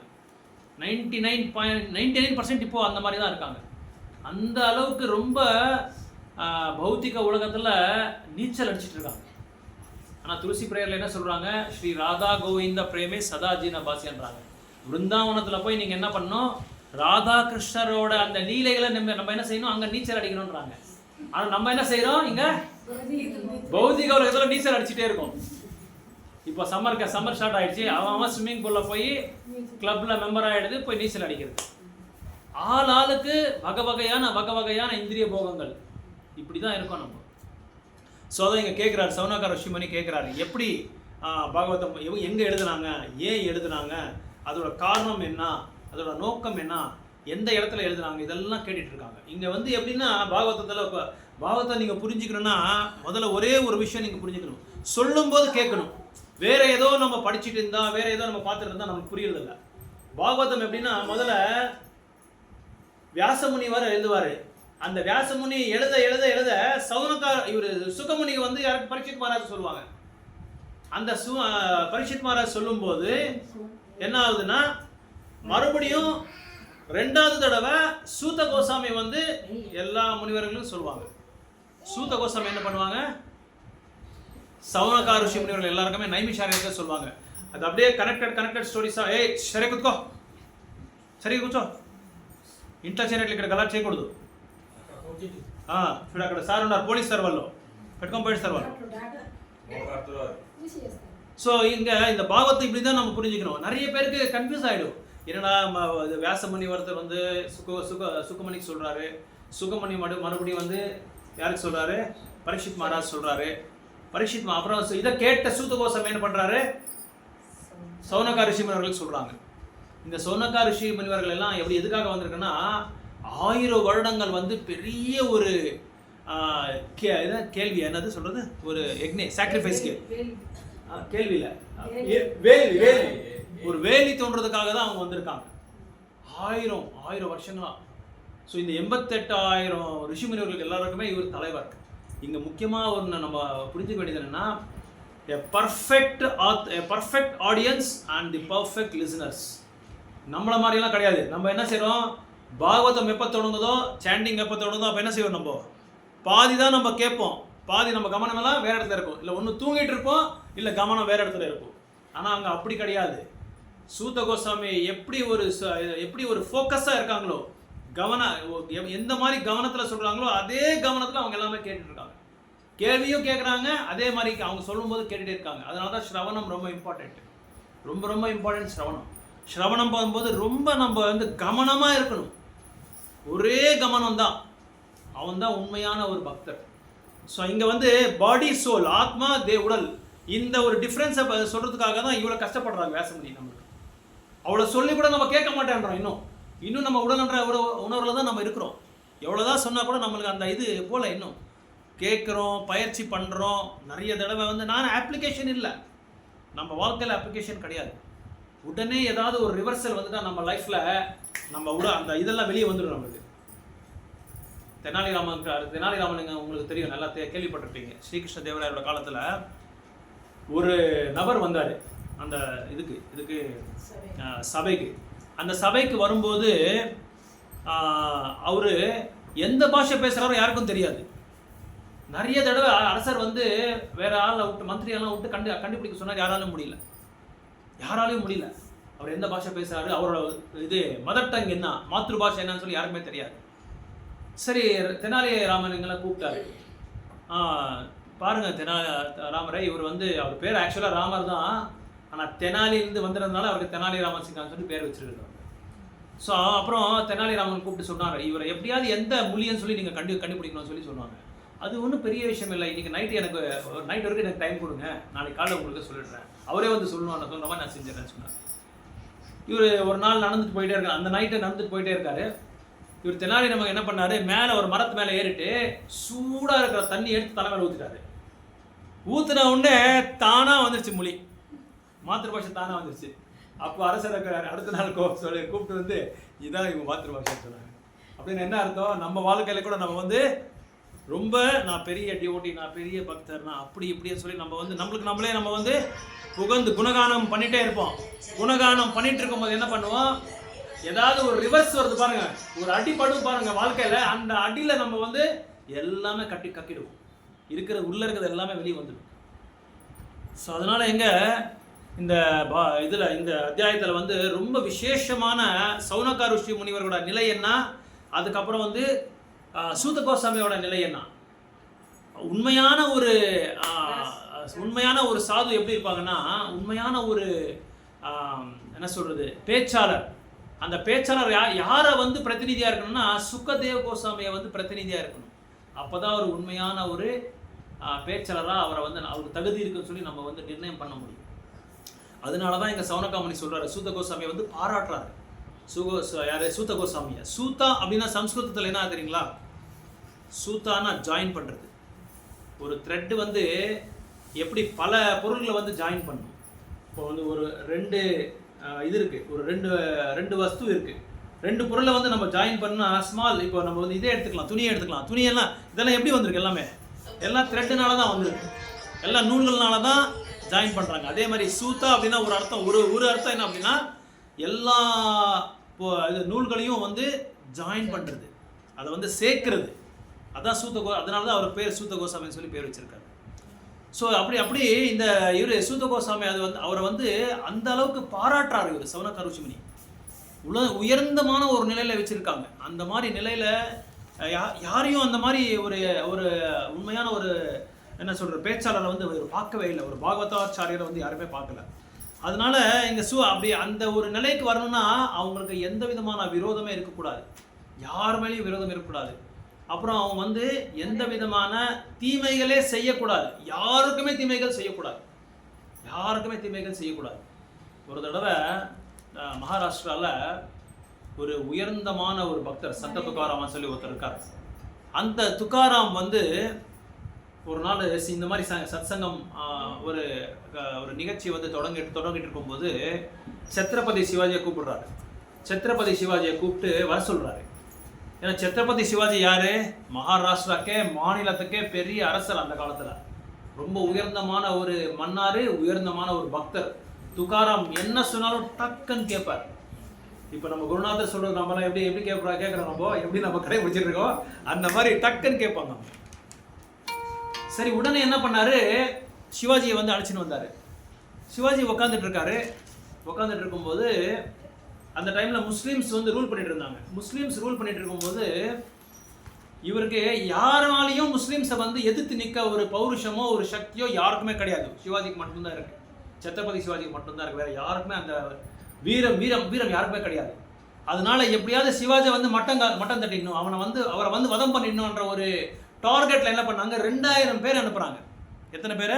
2000 பேர் அனுப்புறாங்க. அந்த 2000 பேர் வந்து எங்கே இருக்காங்கன்னு சொல்லி கண்டுபிடிக்கிறதுக்காக ஒரு 100 பேர் அனுப்புகிறாங்க. அந்த கண்டுபிடிச்ச பிறகு அவங்க என்ன ஆகுது? இந்த இடத்துல இந்த துக்காராம் அவங்க வீட்டில் வந்து இவங்க வந்து சத்சங்கம் பண்ணிட்டு இருக்காங்க, பஜனை பண்ணிட்டு இருக்காங்க, கீர்த்தனை பண்ணிட்டு இருக்காங்கன்றது தெரிய வருது இவங்களுக்கு. அது தெரிஞ்சவொடனே இவங்க என்ன செய்கிறாங்க? அங்கே போய் தேடுறாங்க. ஆனால் சிவாஜி எங்கே இருக்கிறாங்கன்னு அந்த கூட்டத்தில் அவங்களால கண்டுபிடிக்க முடியல. அப்போ என்ன செய்யறாரு? இந்த ஒரு மகமதியரை என்ன பண்ணுறாரு? ஒரு சனாதன தர்மத்தில் எப்படி ஒரு இந்த ட்ரெஸ் கோட் போடுறாங்களோ அந்த ட்ரெஸ் கோட் போட்டுக்கிட்டு ஒரு பிராமணர் வேஷத்தை போட்டு உள்ளே போய் தேடி பார்க்குறாரு சிவாஜியை. தேடி பார்த்தா சிவாஜி கிடைக்கல. அப்போ சிவாஜி வந்து துக்காராம் சொல்கிறாரு, மகாராஜ் நான் அவரோட இன்ஃபார்மர் வந்து இன்ஃபார்ம் பண்ணுறாரு சிவாஜிக்கு. சிவாஜியோட இன்ஃபார்மர் வந்து செய்தி கொடுத்துட்றாரு, உங்களை வந்து வதம் பண்ணுறதுக்கு டார்கெட் பண்ணி ரவுண்ட் அப் பண்ணியிருக்காங்க, 2000 பேர் ரவுண்ட் அப் பண்ணியிருக்காங்க, நீங்கள் உடனே இந்த இடத்த வந்து விட்டு நீங்கள் வெளியே கிளம்பிடணும்னு சொல்லி சொல்கிறாரு. சிவாஜி வந்து இந்த செய்தியை துக்காராம் சொன்ன உடனே எந்த காரணத்தை கொண்டு நீங்கள் இந்த இடத்த வந்து நகர்த்து போகக்கூடாது, கிளம்பக்கூடாது, இங்கேயே உட்காந்துருந்தீங்க. இல்லை இந்த மாதிரி அது எதாக இருந்தாலும் பரவாயில்ல, நான் பார்த்துக்கிறேன், யாராக இருந்தாலும் பரவாயில்ல, அதை பற்றி நீங்கள் கவலைவே படாதீங்க. நீங்கள் என்ன பண்ணணும்? உங்களோட உணர்வு, உங்களோட கான்சியஸ்னஸ், உங்களோட மனசு, உங்களோட இதயம் எல்லாமே அந்த விட்டலனோட அந்த திருப்பாதை மேலே தான் நீங்கள் வச்சிருக்கணும். எதை பற்றியும் நீங்கள் வந்து கவலைப்படக்கூடாதுன்னு சொல்லி ஒரே ஒரு ஸ்டேட்மெண்ட் சொன்னார். அது சொன்ன உடனே சிவாஜி மறு பேச்சே கிடையாது. சகல ராஜ்யத்தையும் மறந்துட்டார். எல்லாமே மறந்து அப்படியே குதிக்கிறார், டான்ஸ் ஆடி குதிக்கிறார். அந்த விட்டலோட பண்டரி பஜனான்னு சொல்லி சொல்லுவாங்க. அதுக்கு அந்த பண்டரி பஜனை பாட பாட பாட பாட இப்போ கூட நிறைய பேர் இதிலெல்லாம் பண்ணுறாங்க. சில கிராமத்துலலாம் நீங்கள் போனால் பண்டரி பஜனை சரி 1 hour 2 hours கண்டினியூஸாக விட்டல பஜனை பாடிட்டே இருப்பாங்க. அப்படி பாடிட்டு இருக்கும்போது உடனே இந்த 2000 பேர் அந்த வீட்டுக்கு உள்ளே நுழைஞ்சிட்டாங்க. அந்த சத்தங்கத்துக்குள்ளே நுழைஞ்ச உடனே சிவாஜியை தேடுறாரு, யாராலையும் கண்டுபிடிக்க முடியல. விட்டல என்ன பண்ணுறாரு? பாண்டுரங்கர் சிவாஜி மாதிரியே வேஷத்தை போட்டுக்கிட்டு மாறு வேஷத்தில் வந்து அவங்க வாசப்படி வெளியே குதிரை மேலே உட்காந்துருக்காரு. குதிரை மேலே உட்காந்து நேராக போகிறாரு. அப்படியே இவரை பார்த்த உடனே ஒரு ஆள் கண்டுபிடிச்சிட்டாரு, இவன் தான் சிவாஜி எங்கே வெளியே போயிட்டு இருக்காங்க பாருங்க, தப்பிச்சுட்டு போயிட்டு இருக்கான்னு சொல்லி அவர் பின்னாடி ஓடுறாரு. எல்லாருமே 2000 பேர் ஓடுறாரு. இவர் உடனே ஒரு 2 செகண்டில் போய் ஒரு காட்டில் போய் நுழைஞ்சிட்டாரு. அந்த காட்டில் தேடுறாரு. சிவாஜியும் இல்லை, யாரும் இல்லை. நேராக பண்ணுறாங்க, அவரோட லோகத்துக்கு போயிட்டாரு. சிவாஜி அங்கேயே இருக்காரு. எங்கே இருக்காரு? துக்காராமோட சத்சங்கத்தில் உட்காந்துட்டு பஜனை பண்ணிட்டே இருக்காரு. சிவாஜி பார்த்த உடனே இந்த இதெல்லாம் கீர்த்தன் பஜனைலாம் முடிஞ்ச உடனே சிவாஜி பார்க்குறாரு, யாருமே இல்லை வெளியே போய். அப்புறம் செய்தியாளர்கிட்ட கேட்குறாரு, என்னாச்சுன்னா எதுவுமே ஒன்றுமே ஆகலை, எல்லாமே சக்கரமாக இருக்குது, மக்கள்லாம் நல்லா இருக்காங்க, ராஜ்யமும் ஒன்றும் ஆகலை, எல்லாம் சக்கரமாக இருக்குது, எந்த விதமான ப்ராப்ளம் இல்லைன்னு சொல்கிறாங்க. துக்காராமுக்கு தெரியாது, எதை பற்றியும் தெரியாது. துக்காராம் ஒரே ஒரு 1 பாயிண்ட் ஆஃப் கான்சென்ட்ரேஷன், ஒரே ஒரு பாயிண்ட்டு, இந்த கியூரியாசிட்டி எல்லாமே அந்த விட்டல் பண்ணுறாங்க மேலே தான். எதை வந்தாலும் அவர் கேர் பண்ணுறதே இல்லை துக்காராம் அந்த மாதிரி இருந்தார். எதுவுமே அவருக்கு மனைவி மேலேயோ இல்லை குழந்தைங்கள மேலேயோ யார் மேலேயும் எந்த உணர்வும் எந்த அட்டாச்மெண்ட்டு பற்றும் எதுவுமே கிடையாது அவருக்கு. ஒரே ஒரு attachment to Krishna, detachment to family affairs, ஒரே பற்று பகவான். ஸோ எதுக்காக இதெல்லாம் சொல்கிறேன்னா, இந்த கான்ஷியஸ்னஸை வந்து நம்ம வந்து வளர்த்துட்டே வரணும். நாளைக்கு நம்ம வளர்த்தாலே ஆகுது. அப்போ தான் நம்மளுக்கு இந்த டிட்டாச்மெண்ட் வருது. நீங்கள் டிட்டாச்மெண்ட் பற்றி, வைராக்கியத்தை பற்றி நீங்கள் கவலைவே படவே இல்லை. Attachment to Krishna's lotus feet makes your detachment. நீங்கள் எப்போ பகவானோட திருப்பாதை மேலே பற்று அங்கே ஆசிரியம் எடுக்கிறீங்களோ அப்போ என்ன ஆகுது, வைராக்கியமே தேவையில்லை, ஆட்டோமேட்டிக்காக வைராக்கியம் வந்துடும். வைராக்கியத்துக்காக நீங்கள் முயற்சி பண்ண அவசியமே இல்லை. அதனால தான் என்ன சொல்கிறாரு இவர் கபிலதேவர் தன்னோட தாய்க்கு, எந்த கேண்டோ அது, கபிலதேவர் 3rd கேண்டோவில் சொல்கிறாரு, ஒரு சாது எப்படி இருக்கணும், ஒரு சாதுவோட குணாதிசயங்கள் எப்படி இருக்கணும், எப்படி வந்து நம்ம சாதுவாக கண்டுபிடிக்கலாம். 3 கேள்விக்கு ஆன்சர் சொல்லுங்க பார்க்கலாம். ஒரு சாது எப்படி இருக்கணும், சாதுவோட குணாதிசயங்கள் எப்படி இருக்குது, நிஜமாக அவன் சாதுவா இல்லையான்றது எப்படி நம்ம கண்டுபிடிக்கலாம். இப்போது இவர் போனார், யார், சுக்கமுனிவர்கள் போனார். அவர் போகும்போது அதில் ஸ்லோக்காவில் சொல்லியிருக்காங்க, பைத்தியக்கார மாதிரி நினச்சிட்டு இருக்காரா எல்லாருமே. அஸ்தினாபுரத்தில் போனார் அவர். இப்போ பைத்தியக்காரன் போன எப்படி இருப்பான், முடியெல்லாம் கிளாட்டட் ஹேர்ஸ், எல்லாமே முடியெல்லாம் சுற்றிட்டு இருக்கும், இங்கெல்லாம் இது துணியெல்லாம் கிழிஞ்சிருக்கும், பின்னாடியெல்லாம் எதுவும் துணியே இருக்காது, முன்னாடி துணி இருக்கும். அப்புறம் என்ன சொல்கிறது, பைத்தியக்கார மாதிரி ஏதோ பேசி வளர்கிட்டே இருப்பாங்க. இந்த மாதிரி தான் அவர் போயிட்டே இருக்காரு. இதை பார்த்தோன்னே எல்லாருமே என்ன நினச்சாங்க, பைத்தியக்காரனா நினச்சிட்டாங்க. ஆனால் அவர் பைத்தியக்காரனா இல்லை. இப்படியே ஒரு உண்மையான சாதுவை வந்து கண்டுபிடிக்கிறது கஷ்டம். பகிரங்கமாக நம்ம எக்ஸ்டர்னலாக வந்து அவரை கண்டுபிடிக்க முடியாது ஒரு சாதுவை வந்து. அதனால சாதுவை என்ன பண்ணணும், நம்ம அவங்க கிட்ட போய் நம்ம கேட்கணும், சிரவணம் பண்ணாதான் நம்மளுக்கு புரியும் இவர் உண்மையான சாதுவான்னு சொல்லி. ஏன்னா அவர் பேசுறது எல்லாமே என்ன பேச்சா இருக்கும், டிரான்சென்டென்டல் ஸ்பீச். கிருஷ்ணா கதாமிருத்தம் தான் அவர் சொல்லுவாங்களே தவிர வேற எதுவுமே சொல்ல மாட்டாங்க. ஸோ அதனால அந்த சாதுவை எப்படி இருக்கணும்னு சொல்லி கபிலதேவர் வந்து ஒரு ஸ்லோகா சொல்றாரு. அந்த ஸ்லோகா நீங்க ரிப்பீட் பண்ணுங்க, ரொம்ப இம்பார்ட்டன்ட் ஸ்லோகா இது. திதிக்ஷவா காருணிகா சுஹ்ருதா திதிக்ஷவா காருணிகா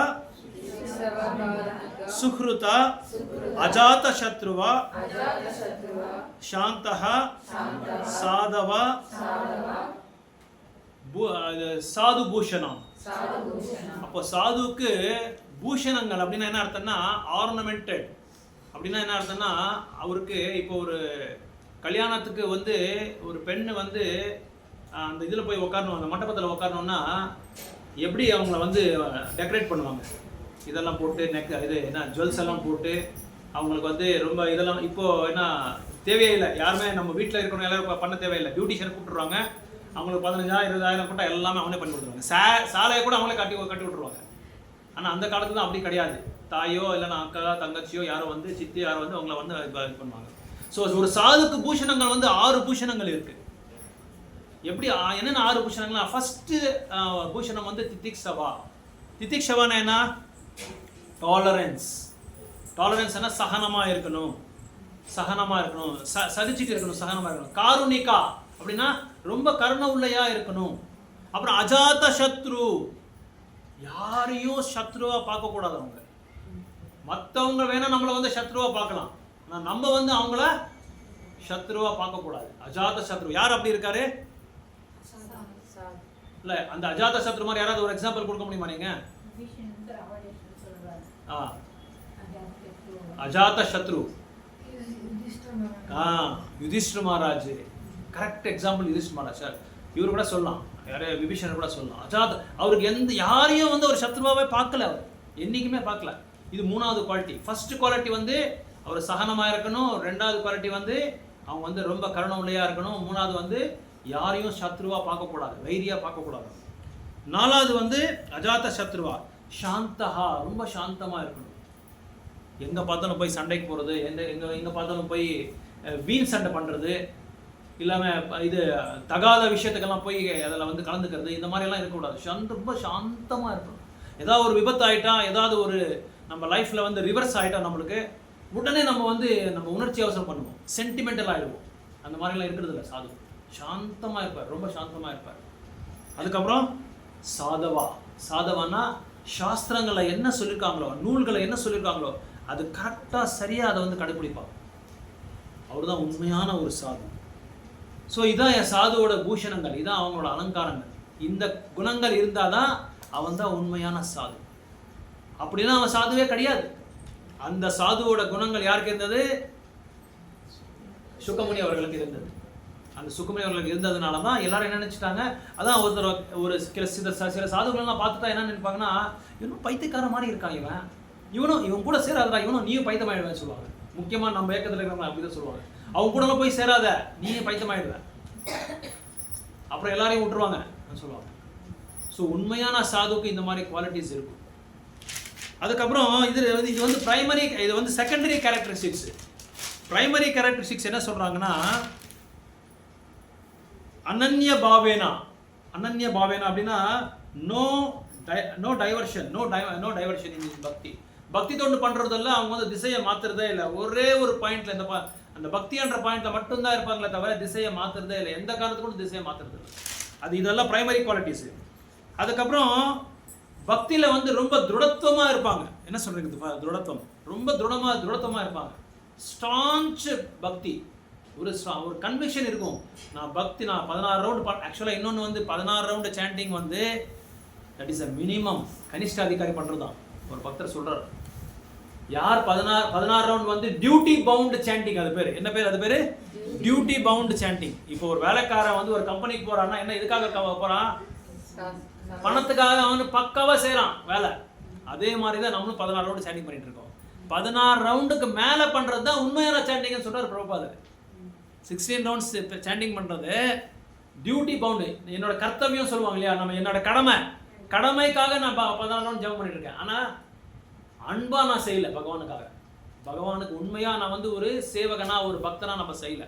16 ரவுண்டுக்கு மேலே செய்கிறவன் தான், அதுதான் கவுண்டிங் ஸ்டார்ட் ஆகுமா. 16 ரவுண்ட் வரைக்கும் கவுண்டிங் ஸ்டார்ட் ஆகாதான். அதனால் 16 ரவுண்டுக்கு மேலே பண்ணுறது தான் அந்த 17th 18th 19th 20th இதுதான் நம்ம உண்மையான அன்பு பிரசாதம் நம்ம கொடுக்குறது பகவானுக்கு. 16 ரவுண்டு பண்ணுறதே கஷ்டமாக இருக்குது பிரபு. இன்னும் அதுக்கு மேலே எப்படி பிரபு பண்ணுறதுன்னா நம்ம வளர்த்துக்கணும். நாளைக்கு நம்ம கொஞ்சம் 1 ரவுண்டு 2 ரவுண்டு அந்த மாதிரி. இந்த 17th ரவுண்டு சாண்டிங் வந்து எல்லாமே க்ளோஸ் டோர்ஸாக இருக்கணும். டோரெல்லாம் க்ளோஸ் பண்ணிவிட்டு யாருமே மொபைல்லாம் சுவிட்ச் ஆஃப் பண்ணிவிட்டு அந்த ஒரு ரவுண்ட் அந்த குவாலிட்டி சாண்டிங் பண்ணும். 17th ரவுண்டு அந்த குவாலிட்டி சாண்டிங் பண்ணதான் அப்போ என்ன ஆகும், அந்த குவாலிட்டி சாண்டிங்கை வந்து நம்மளுக்கு என்ன ஆகும், இன்னொரு 18th ரவுண்டு பண்ணலாம்னு சொல்லி நம்மளுக்கு தோணும். ஸோ அதனால் 16 ரவுண்டு சாண்டிங் வந்து மினிமம் தான் பிரபுபாத் சொல்லியிருக்கிறது. கனிஷ்ட பட்சம்னு சொல்லுவாங்கல்ல, கனிஷ்ட பட்சம் அதுதான் உண்மை. அந்த அவங்க வந்து எந்த கேட்டகரியில் வராங்களா, கனிஷ்ட அதிகாரி கேட்டகரியில் தான் வருவாங்க. 16 ரவுண்ட் பண்ணுறது பார்த்துக்கோங்க. அப்போ 6 ரவுண்டு 8 ரவுண்டு இங்கே you can imagine yourself. So above 16 rounds மத்தியமாதிகாரி எப்படி இருப்பாங்கன்னா 24 hours சாண்டிங், கீர்த்தனியா சதாஹரி, 24 மணி நேரம் சாண்ட் பண்ணிகிட்டே இருப்பாங்க அவங்க. அப்புறம் இன்னொரு பிரைமரி கேரக்டரிஸ்டிக் என்னன்னா அனன்ய பாவேனா, நோ டைவர்ஷன் இன் பக்தி. பக்தி தொண்டில் வந்து எந்த காரணத்தை கொண்டு டைவர்ட் ஆகவே மாட்டாங்க. யார் என்ன சொன்னாலும் அந்த திசையை மாற்றவே மாட்டாங்க. அவங்க கரெக்டாக இருப்பாங்க. அந்த பக்தி என்ன பண்ணணுமோ அந்த சாதனா முடிச்சு அந்த சாதனை முடிச்சிருவாங்க. மத் கிருத்தேனா, you act in a same way that you renounce all family relationships. இங்கே தான் நம்மளுக்கு ப்ராப்ளமே வருது. மத் கிருத்தேனா எனக்கு சம்பந்தமான எல்லா உணர்வு வச்சிருப்பாங்க, இந்த தொடர்பு வச்சிருப்பாங்க இல்லையா, மனைவி, மக்கள், மாமனார், மாமியார், குழந்தைகள், எல்லார்கிட்டையும் என்ன ஆகும், we have to detach them.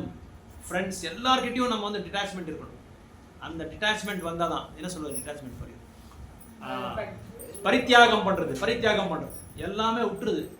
Giving up everything, பரித்தியாகம். கரெக்டாக பரித்தியாகம். ஸோ பரித்தியாகம் பண்ணாதான் அப்போ அவங்க தான் உண்மையான சாது. இதெல்லாம் சீரியஸாக ப்ராக்டிஸ் பண்ணுறவங்களுக்கு, ரொம்ப சீரியஸாக ப்ராக்டிஸ், தீவிரமாக ப்ராக்டிஸ் பண்ணுறவங்களுக்கு, நான் உண்மையாக நான் பகவான்கிட்ட போகணுன்றவங்களுக்கு. அப்புறம் வந்து நீங்கள் வீட்டில் போய் குருட்சேத்திரத்தை பண்ணிட போகிறாதீங்க. உங்கள் நிலையை நீங்கள் பார்த்துக்கோங்க. According to your capacities, according to your people. உங்கள் வீட்டில் இருக்கிற அவங்க என்ன சொல்கிறது, உங்களோட ஹஸ்பண்டோ, உங்களோட குழந்தைங்களோ, மனைவியோ, புருஷனோ, அவங்களுக்கு தகுந்த மாதிரி நம்ம வந்து கிருஷ்ண கான்சியஸை வந்து ப்ராக்டிஸ் பண்ண வேண்டியதாக இருக்கும். இது வந்து உண்மையான சாதுவோட குணங்கள் சாஸ்திரங்களை சொல்லிட்டு இருக்கு, சொல்லப்பட்டிருக்கு. நான் சொல்ல, கபில முனி அவங்க தாய்க்கு சொல்கிறாங்க. யார் அவங்க தாய்? தேவஹூதிக்கு சொல்கிறாங்க. இதுதான் உண்மையான குவாலிட்டிஸ். ஸோ அவங்களோட ஆக்டிவிட்டிஸ் எல்லாம் எப்படி இருக்குன்னா, எப்பவும் பகவானை பற்றி சிரவணம் பண்ணுறது, கீர்த்தனை பண்ணுறது தான். வேறு எதுவுமே அவங்களுக்கு வந்து சமயமே இருக்கிறது இல்லை. எதுக்கும் அவங்க சமயம் ஒதுக்குறதும் இல்லை. அதனால வெளியே என்ன நடக்குதுன்றதே தெரியறது இல்லை. பாலாஜி தேட்டரில் என்ன பண்ண தெரியுமா இருக்காது? பாலாஜி தேட்டரில், ராகவேந்திர தேட்டரில் அந்த மாதிரி இருக்கணும். அந்த மாதிரி தேட்டர் இருக்கான்ற, அப்படி ஒன்று இருக்கான்றது நிலையில நம்ம இருக்கணும். ஏன்னா அப்போதான் வந்து நம்ம உண்மையாக வந்து பகவானோட அந்த சைத்தன்யத்தில் இருக்கிறோம், அந்த பிரக்னையில் இருக்கிறோம், அந்த கான்சியஸ்னஸில் இருக்கிறோம். அப்போ தான் ரியலைஸ் ஆகிறோம். நம்ம அந்த அளவுக்கு ஆழ்ந்து போயிடணும். நம்ம அப்போ தான் நம்ம வந்து வளர முடியுமே தவிர, கண்டிப்பாக நீங்கள்லாம் கேட்கலாம், இந்த மாதிரி பக்தி தொண்டு பண்ண முடியுமான்னு சொன்னால் பண்ணிட்டு இருக்காங்க, உண்மையாக பண்ணுறாங்க. ஒரு உண்மையான சாதுவை பார்த்த உடனே அவனுக்கு என்ன ஆகணும்னா, அந்த பௌதிகமான ஆசைகளே போயிடணும் அவனுக்கு. அவன் தான் உண்மையான சாது. அப்பேற்பட்ட ஒரு பயிற்சி தான் நம்ம பண்ணணும், அப்பேற்பட்ட ஒரு சாதனை தான் நம்ம பண்ணணும்னு சொல்கிறாரு. அந்த மாதிரி யார் இருக்காரு நம்ம பாகவதத்தில்? யாரை பற்றி நம்ம படிச்சிருக்கோம், யாரை பற்றி நம்ம கேட்டிருக்கோம்? அவனை பார்த்தவொடனே அவர் பக்தர் ஆகிடுவாங்க, முக்தியும் அடைஞ்சிடுவாங்க. நிறைய பக்தர்களை, நிறைய என்ன பத்தாத்மாஸ், கட்டுண்ட ஆத்மாக்கள் எல்லாம் முக்தி ஆத்மா பண்ணியிருக்காங்க. எக்ஸாக்ட். நாரதமுனி பார்த்த உடனே துருவ மகாராஜ் முக்தி அடைஞ்சிட்டாரு, பிரகலாதர் முக்தி அடைஞ்சிட்டாரு. வேற யாரு?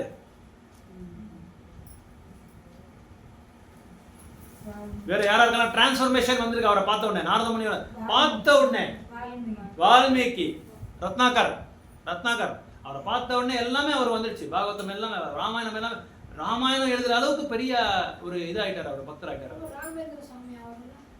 ராகவேந்திர சாமி குருஜி அவர். Is also very great scientific person. ರಾಮರ ಭಕ್ತರು ಅವರು, ರಾಘವೇಂದ್ರ ಸ್ವಾಮಿ ಅವರು ತುಂಬ ಪವಾಡಗಳು ಮಾಡಿದ್ದಾರೆ, ಬೇಕಾದಷ್ಟು ಪವಾಡಗಳು ಮಾಡಿದ್ದಾರೆ ಅವರು ತುಂಬ. Is in very exalted position. ಪ್ರಹ್ಲಾದರಾಯರ ಅವತಾರ ಅವರು ರಾಘವೇಂದ್ರ. ஸோ ಆ ಥರ ನಾರದ ಮುನಿಯ பார்த்த உடனே புருஹாரி சேஞ்ச் ஆயிட்டாரு. எப்படி இருந்தார் புருஹாரி? அவர் சேஞ்ச் ஆயிட்டாரு. துருவ மகாராஜ் சேஞ்ச் ஆயிட்டாரு, மாற்றம் வந்துச்சு. துருவ மகாராஜ்க்கு அது மாற்றம் வந்துச்சு. ரத்னாகர் சேஞ்ச் ஆயிட்டாரு, வால்மீகி ஆயிட்டாரு. அந்த மாதிரி உண்மையான சாதனை நாரத முனி மாதிரி இருக்கணும். பரீட்சித் மகாராஜ் 7 நாள்ல நீ வந்து சாவ போறேன்னு சொன்ன உடனே என்ன ஆனாரு? உடனே அவங்களோட பெட்டாலியனை கொண்டு வந்து, சேனாதிபதியை கொண்டு வந்து, இந்த எர்மிட்டேஜ் இது இதாக்கிடுறா, வெட்டி விடுறா, எல்லாரையும் வெட்டி விடுறான்னு சொல்லல. அவர் என்ன சொன்னாரு? பாகவதத்தை கேட்கறதுக்காக வந்தாரு. யார்கிட்ட? பரீட்சித் இவர்கிட்ட, சுகமுனியர்கிட்ட. ஸோ அவருக்கு எந்த விதமான ஒரு ஆவேசம் வரல, எந்த விதமான ஒரு ஒத்தடம் வரல. உடனே பாகவதத்துக்கு ஆசையத்தை எடுத்தார். உடனே ஒரு தூய்மையான பக்தர் யார் எங்கே இருக்கார், அவர்கிட்ட நான் போகணும், அவர்கிட்ட நான் பாகவத்தை கேட்கணும். அந்த 7 நாளும் என்ன பண்ணாரு? சம்பூர்ணமான பாகவதத்தை கேட்டார் அவர்கிட்ட. அவருக்கு எந்த விதமான வரல, ரோஷ, காமமோ குரோதமோ, ஒரு அவர் மேல ஒரு என்ன சொல்றது, அசூயா. யார் மேல? ஸ்ருங்கி மேல எந்த விதமான வரல அவங்களுக்கு. ஆனா ஸ்ருங்கி பண்ண வேலைக்கு அவங்க தகப்பனார் வந்து என்ன பண்ணாரு? நல்லா அவரை வந்து, நீ பண்ணது வந்து ரொம்ப ரொம்ப பெரிய அபராதம் பண்ண நீ. ஏன்னா இஸ் நரதேவா, இஸ் பிரதிநிதி ஆஃப் லார்ட், பகவானோட பிரதிநிதியை வந்து நீ அந்த மாதிரி பண்ணிருக்க கூடாது. அவர் உயர்ந்தமான ஒரு பக்தர். பரீட்சித் மகாராஜ் யார்? எப்பேற்பட்ட பக்தர்? யாருக்கா தெரியுமா? அவரோட ஸ்பெஷல் குவாலிட்டிஸ் என்ன? அவரு கர்ப்பத்திலேயே பகவானை பத்தி கேட்டார். அவரு கர்ப்பத்திலேயே பகவான் யார்? அவரும் பிரகலாத் மகாராஜ். அதனாலதான் பாகவதத்துல யார் சிரவணம் பண்றது இல்லையோ அவர் கையாது மாதிரி இருப்பாங்க. யார் சிரவணம் பண்ணுவாங்க அவர் பிரகலாதர் ஆயிடுவார். சிரவணம் ரொம்ப இம்பார்ட்டன்ட். கையாது என்ன பண்ணாரு? நாரத முனி சொல்லிட்டு இருக்கும்போது தூங்கிட்டே இருந்தாரு. பிரகலாத் மகாராஜ் என்ன பண்ணாரு? கர்ப்பத்தில் இருக்கும் போதே கேட்டார். கேட்ட உடனே அவரு உயர்ந்தமான ஒரு பக்தர் ஆயிட்டாரு. அதனாலதான் பாகவதத்துல தூங்கக்கூடாது. தூங்குனா நம்ம கையாது ஆகுவோம், தூங்கலன்னா என்ன ஆகுவோம், பிரகலாதர் ஆயிடுவோம். அதனால சிரவணம் வந்து நல்லா சிரவணம் பண்ணு. இது கேட்டிருக்கேன் பிரபு, நிறைய வாட்டி கேட்டிருக்கேன் பிரபு அப்படின்னா முடிஞ்சது. அப்ப என்ன அர்த்தம்? அப்ப என்ன அர்த்தம்? நிறைய தடவை கேட்டேன் பிரபு. சொன்னதே சொல்லிட்டு இருக்காதீங்க. எத்தனை தடவை பிரபு கேட்கறது? சலிச்சு போச்சு. எதா புதுசா சொல்லுங்க பிரபு. வெரைட்டியா இருக்கணும் பிரபு, வெரைட்டியா இருக்கணும். நம்ம சாப்பிடும்போது என்ன பண்ணுவோம், ஒரே சாப்பாடு சாப்பிட மாட்டோம். ஒரு நாளைக்கு ஒரு வேலைக்கு வேற, காலையில வேற, மத்தியானம் வேற, நைட்டு வேற, வெரைட்டியா இருக்கணும். கேட்கறது கூட எப்படி இருக்கணும்? இனிமையா இருக்கணும். ரசமலை தெரியுமா உங்களுக்கு? ரசமலை பெங்காலி ஸ்வீட் யாராவது சாப்பிட்ருக்கீங்களா? ரசமலை அருமையா, ஒன்று சாப்பிட்டா போதும், இன்னும் 10 சாப்பிட மாதிரி இருக்கும். அந்த மாதிரி இருக்கும். அது இல்ல, பெங்காலி ஸ்வீட், கோவனல் மாடல், மில்க் வைரல் மாடல். ரசகுல்லா ಬೇರೆ, ரசமலை ಬೇರೆ. ಅದು ಚೀರಾ ಇರುತ್ತೆ. ಅದನ್ನು பெங்காலி அந்த மாதிரி இருக்கணும். நம்மளுக்கு ரசமலை மாதிரி இருக்கணும். அப்பதான் நம்ம வந்து வெரைட்டியா நம்ம கேட்கணும். கேட்கறது கூட வெரைட்டி, சாப்பிடுறது வெரைட்டி, ஆடை போடுறது வெரைட்டி, அப்புறம் வந்து மற்றவங்களை பத்தி பேசுறது வெரைட்டி. இன்னைக்கு ஒருத்தனை பத்தி பேசுனா நாளைக்கு இன்னொருத்தனை பத்தி பேசணும். இந்த மாதிரி எல்லாமே வெரைட்டி ஆயிடுச்சு கலியுகத்தில். ஆனா இந்த பாகவதத்தை கேட்கறதுனால என்ன ஆகுது, நம்மளுக்கு we will leave all our material desires. நம்ம கிட்ட இருக்கிற எல்லா மெட்டீரியல் டிசைர்ஸ் எல்லாமே போயிடும். நீங்க ஒரு 6 months இல்ல ஒரு 6 years நீங்க படிச்சு பாருங்க பாகவத்துல, உங்களுக்கே அந்த மாற்றத்தை வந்து கொண்டு வரும். பாகவதத்துக்கு அந்த அளவுக்கு பவர் இருக்கு, அந்த அளவுக்கு வலிமையான தூய்மையான பக்தி தொண்டு அதுல இருக்கு பாகவதத்துல. அதனாலதான் பிரபுபாதர் என்ன பண்ணாரு, ஒரு நாள் தவறாம பாகவதத்தை படிங்க. அதனாலதான் பாகவதத்தை இன்ட்ரடியூஸ் பண்ணார் பிரபுபாதர். ஏன்னா பாகவதத்துக்கு முன்னாடி எதுவுமே கிடையாது, எந்த ஒரு தூய்மையான பக்தரும் கிடையாது. அதை படிச்சவங்க தூய்மையான பக்தர் ஆயிடுவாங்க. அதனால உண்மையான ஒரு உண்மையான சாதுக்கு இந்த லட்சணங்கள் இருந்தாதான் அவர் தான் சாது. அப்பதான் அவர் சாதுன்னு சொல்லி நம்ம கண்டுபிடிக்கலாம் உண்மையா சாது. ஒரு தடவை பிரபுபாதர் வந்து இந்த மாதிரி ரூம் கான்வர்சேஷன்ல உட்காந்துருந்தாரு. ஒரு பக்தர், ஒரு பிரபுபாதரோட அட்டெண்டன்ட், ஒரு சர்வெண்ட் என்ன பண்ணாரு, பிரபுபாதர் பெரிய பெரிய வேதிக் ஸ்காலர்ஸ் எல்லாம் வந்திருக்காங்க, அவங்கள வந்து உங்களை பார்க்கணுமா சொன்னாரு. உடனே கூட்டிட்டு வாங்கன்னு சொன்னாரு. ஒரு 8 பேர் வந்தாங்க, பெரிய பெரிய வேதிக் ஸ்காலர்ஸ். என்ன இது சதுர்வேதிஸ், 4 வேதங்களும் நல்லா கரைச்சி குடிச்சிருக்காங்க. எல்லாரும் வந்தாங்க. ஆளுக்கு ஒருத்தர் கருத்துக்கு சொல்லிட்டே இருக்காரு பிரபுபாதர் கிட்ட. ஒருத்தர் சொன்னாரு, நம்ம எப்பவும் வேதங்களை படிச்சுட்டே இருக்கணும். இன்னொருத்தர் சொல்றாரு, எப்பவும் நம்ம வேலையை வந்து தொடங்கிட்டே இருக்கணும், எப்பவும் வேலி தொடங்கிட்டே இருக்கு, ஏதாவது ஒரு யக்ஞ ஹோமம் பண்ணிட்டே இருக்கணும்னு சொல்லி ஆளாளுக்கு சொல்லிட்டு ஒரு மணி நேரம் எல்லாரும் அவங்க கருத்து கொடுத்தாங்க. கொடுத்த பிறகு பிரபுபாதர் சும்மாவே இருக்காரு. பிரபுபாதர் சும்மா இருந்துட்டு கடைசியில் பிரபுபாதர் ஒரு 20 நிமிஷம் பேசினாரு. உண்மையான ஒரு பக்தி தொண்டு எது உங்களுக்கு தெரியுமான்னு சொல்லி கேட்டார். வேதத்தோட சாரங்கள் தெரியுமா? எல்லா வேதங்கள், எத்தனை வேதங்கள் இருக்கு? உபனிஷத் எத்தனை உபனிஷத்து இருக்கு? 108. எத்தனை புராணங்கள் எத்தனை இருக்கு? 18 புராணங்கள் இருக்கு. அது இல்லாம இதிகாசங்கள் இருக்கு, மகாபாரத் இருக்கு. அதுக்கப்புறம் வந்து நிறைய வேற மற்ற கௌடி சம்பிரதாயத்தில் எழுந்த கிரந்தங்கள்லாம் நிறைய இருக்கு. சரி, எல்லா வேதங்களோட சாரம் என்ன? எல்லா வேதங்களும் சாரம் ஒருத்தரா சொல்லுங்க. பக்தி, good, very good. Bhagavatam, nice, very good. Okay, பக்தி பாகவதம் எல்லாம். அந்த பக்தி பாகவதம்ல வேதத்தோட சாரம் என்ன சொல்றாங்க? வேதத்தோட சாரம் என்ன பண்றாங்க, என்ன சொல்றாங்க? பகவத்கீதை. அதான் நம்ம பகவத்கீதை வந்து நம்ம ஆத்மா, குட், வெரி குட். அது ஓகே, அது நல்ல ஆன்சர் தான். ஒரே ஒரு பாயிண்ட சொல்றார் கிருஷ்ணர் ஒரு ஸ்லோகால, ஒரே பாயிண்ட், அவ்வளவுதான். எந்த ஸ்லோகா, எந்த அத்தியாயம் இது பகவத்கீதையில?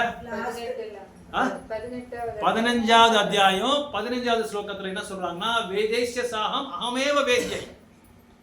எல்லா வேதங்களையும் நீங்க படிச்சு என்ன தெரிஞ்சுக்கணும், கிருஷ்ணர் தான் முழு முதல் கடவுள். ஒரே ஒரு ஸ்டேட்மெண்ட்ல கொடுத்துட்டாரு பிரபுபாதர். எல்லாருமே ஆடி அசந்து போயிட்டாங்க. அதனாலதான் பிரபுபாதர் சொல்றாரு 20 நிமிஷத்தோட அந்த கருத்துல சொல்றாங்க, இந்த வேதங்கள் எல்லாமே நீங்க படிக்க முடியாது, இந்த வேதங்களை வந்து புரிஞ்சிக்க முடியாது. அந்த சாராம்சத்தையா இன்னும் சரளமா எளிமையா சைத்தன்ய மகாபிரபு வந்து என்ன பண்ணாரு, நகர சங்கீர்த்தனத்தை கொடுத்த சங்கீர்த்தன பிராயர், யக்ஞை சங்கீர்த்தனை பிராயர்.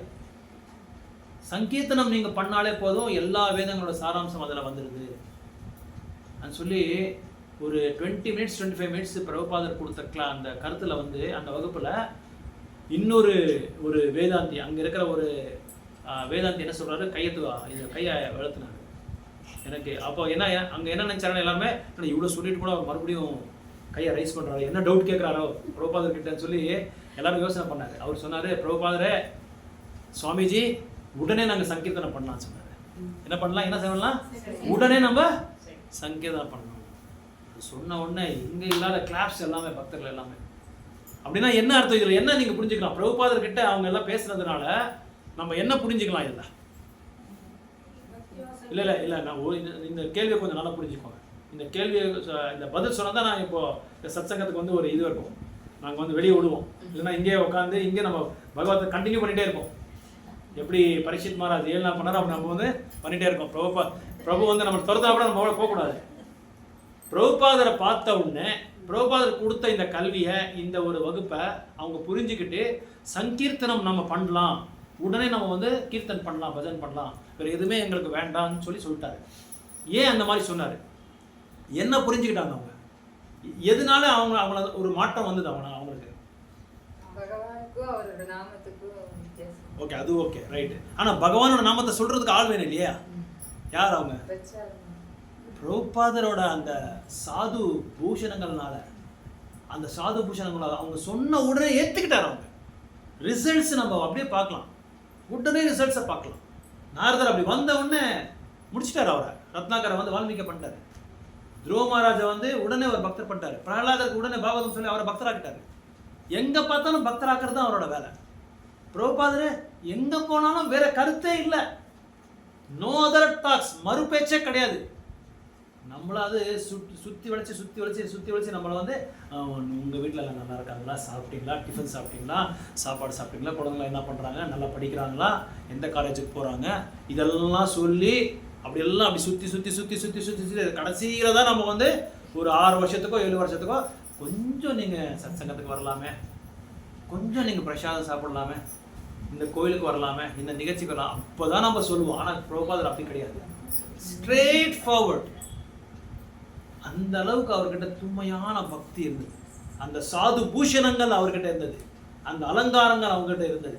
அதனால பிரபுபாதர் சொன்ன உடனே ஏற்றுக்கிட்டார், உடனே ஏற்றுக்கிட்டார். அதுதான் சாதுவோட லட்சணம். அந்த ரிசல்ட்ஸை நம்ம பார்க்கணும். அந்த ரிசல்ட்ஸ் வரணும்னா என்ன செய்யணும், நம்ம விசார் ஆச்சார் பிரச்சார். ஃபஸ்ட்டு நம்ம டோர் க்ளோஸ் பண்ணிட்டு நம்மளுக்கு நாம் பிரச்சாரம் பண்ணிக்கணும். எனக்கு நான் பிரச்சாரம் பண்ணிக்கினா தான் நான் வந்து மற்றவங்களுக்கு சொல்ல முடியும். ஃபஸ்ட்டு என்னோட பிரச்சாரமே சரியில்லை, நான் வந்து பிரச்சாரம் பண்ணிக்கிறேன். முதல்ல நான் பிரச்சாரம் பண்ணாதான் மற்றவங்க நான் பிரச்சாரம் பண்ண முடியும். நம்ம என்ன பண்ணுறோம், ஃபஸ்ட்டு பிரச்சாரம் பண்ணுறோம், அதுக்கப்புறம் தான் ஆச்சாரம், அதுக்கப்புறம் தான் விசாரம். விசாரணை என்ன அர்த்தம், விசாரணை பண்ணணும், பாகவதத்தை படிக்கணும், பகவத்கீதா படிக்கணும், சைத்தன்ய சரிதாமத்தை படிக்கணும். எவ்வளோ அளவுக்கு நம்ம படித்து புரிஞ்சுக்கிறோமோ அந்த அளவுக்கு நம்ம பிரச்சாரம் பண்ணிகிட்டே இருக்கலாம். இது எல்லாமே கம்ப்ளீட் சாராம்சம் இருக்கு பாகவத்தில் இல்லாததே இல்லை, எல்லார பற்றியும் அதில் இருக்குது. அதனால தான் பிரபுபாதர் யாரை பார்த்து உலகத்தையே சேஞ்ச் பண்ணுறாரு, அவரு உலகத்தையே ஒரு மாற்றத்தை கொண்டு வந்துட்டார். எப்பேற்பட்டவர் அவங்க உலகத்தில் இருக்கிறவங்க, அரக்கனுங்க, அப்படியே ரத்தத்தை மனிதனோட ரத்தத்தை கரைச்சி குடிக்கிறவங்க அவங்க எல்லாமே எப்படி பண்ணிட்டாங்க, சாதுக்களாக பண்ணிட்டாங்க. ஒரு பெரிய அமெரிக்கா போய் ரிட்டர்ன் பண்ணிட்டார் பிரபுபாதர் கூட. அப்படி ஒரு 100 பேர், அவங்களுக்கெல்லாம் என்ன பேர் வச்சிருக்காங்கன்னா ஒயிட் எலிஃபென்ட்ஸ், ஃபாரின் பக்தர்கள்லாம் பேர் ஒயிட் எலிஃபென்ட்ஸ் பேர் வச்சிருந்தாங்க. எல்லாம் நின்றுட்டு இருக்காங்க. எப்படி நிற்கிறாங்கன்னா, நீட்டாக மொட்டை அடிச்சுட்டு, பின்னாடி குடுமி வச்சுக்கிட்டு, குர்த்தா போட்டுக்கிட்டு, இது என்ன சொல்கிறது, இது தோத்தி கட்டிக்கிட்டு, பஞ்சகதம் கட்டிக்கிட்டு, எல்லாம் பிரபுபாதர் பக்கத்தில் எப்படி நிற்கிறாங்க. பிரபுபாதர் எப்படி இருக்காரு, ஒரு பெரிய பாஸா கண்ணாடி போட்டு, கூலிங் கிளாஸ் போட்டு, ஷூஸ் போட்டு, கையில் ஒரு இது வச்சுக்கிட்டு ஊன்னு சொல்லி ஒரு பாஸ் மாதிரி இல்லை, சாதாரணமான மனிதனாக இருக்கார் பிரபுபாதர். அவருக்கு இப்படியெல்லாம் பெரிய பெரிய ஆர்டர்கள் என்ன அர்த்தம், எல்லாம் பிக் ஷாட்ஸ் தான். ஆளாளுக்கு 3 கம்பெனி 5 கம்பெனி 8 கம்பெனி, எங்கள் குரு மகாராஜ் கிட்ட 10 கம்பெனி இருக்கு. ஆனால் பிரபுபாதர் கிட்ட போனால் இப்படி இருக்கிறாரு. கிரிராஜ் மகாராஜுக்கு ஒரே ஒரு பையன், அவங்க அப்பாவுக்கு. அந்த மகாராஜுக்கு இல்லை எந்தெந்த இடத்துல இருக்குன்றதே தெரியாது ப்ராப்பர்ட்டி, அந்த அளவுக்கு ப்ராப்பர்ட்டி இருக்கு. பிரபுபாதரோட இது பார்த்த உடனே, அவரோட தரிசனம் பார்த்து, அவரோட அந்த இது என்ன சார் லெக்சர் கேட்ட உடனே ஆயிட்டார், உடனே ஒரு இதாகிட்டார், சேஞ்ச் ஆகிட்டார். டிரான்ஸ்ஃபர்மேஷன் இந்த ஹார்ட் இதயத்தில் உடனே மாற்றம். ஸோ அந்த பெரிய மீட்டிங் வந்து ப்ரெஸ் ரிப்போர்ட்டர்ஸ் எல்லாம் கேட்குறாங்க, பிரபுபாதர் நீங்கள் என்ன கொண்டு வந்தீங்க அமெரிக்காவுக்கு போயிட்டு சொல்லி, என்ன கொண்டு வந்தீங்க, என்ன சாதனை பண்ணீங்க நீங்கள் அமெரிக்காவுக்கு போய் சொல்லி கேட்கும்போது ஒரு 5 நிமிஷம் இருங்கன்னு சொல்லி எல்லாரையும் கூப்பிடுறாங்க. மக்களை கூப்பிட்டு ஒருத்தர்கிட்ட மிருதங்கா கொடுத்தாரு, இன்னொருத்தர்கிட்ட இது கொடுத்தாங்க, கத்தார் கொடுத்துட்டு என்ன நான் கொண்டு வந்திருக்கேன் சொல்லுங்கப்பா இவங்களுக்கு சொன்னாங்க. ஸ்டார்ட் பண்ணாங்க பாரு கீர்த்தன், எக்ஸ்டாட்டிக் கீர்த்தன், 1.5 மணி நேரம் கீர்த்தன்.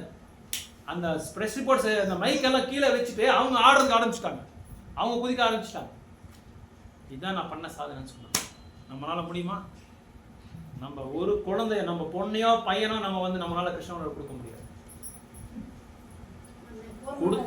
கொடுத்தாவே அப்படியே உடனே அங்கேயே போர் ஸ்டார்ட் ஆகிடும், உடனே போர் ஸ்டார்ட் ஆகிடும்.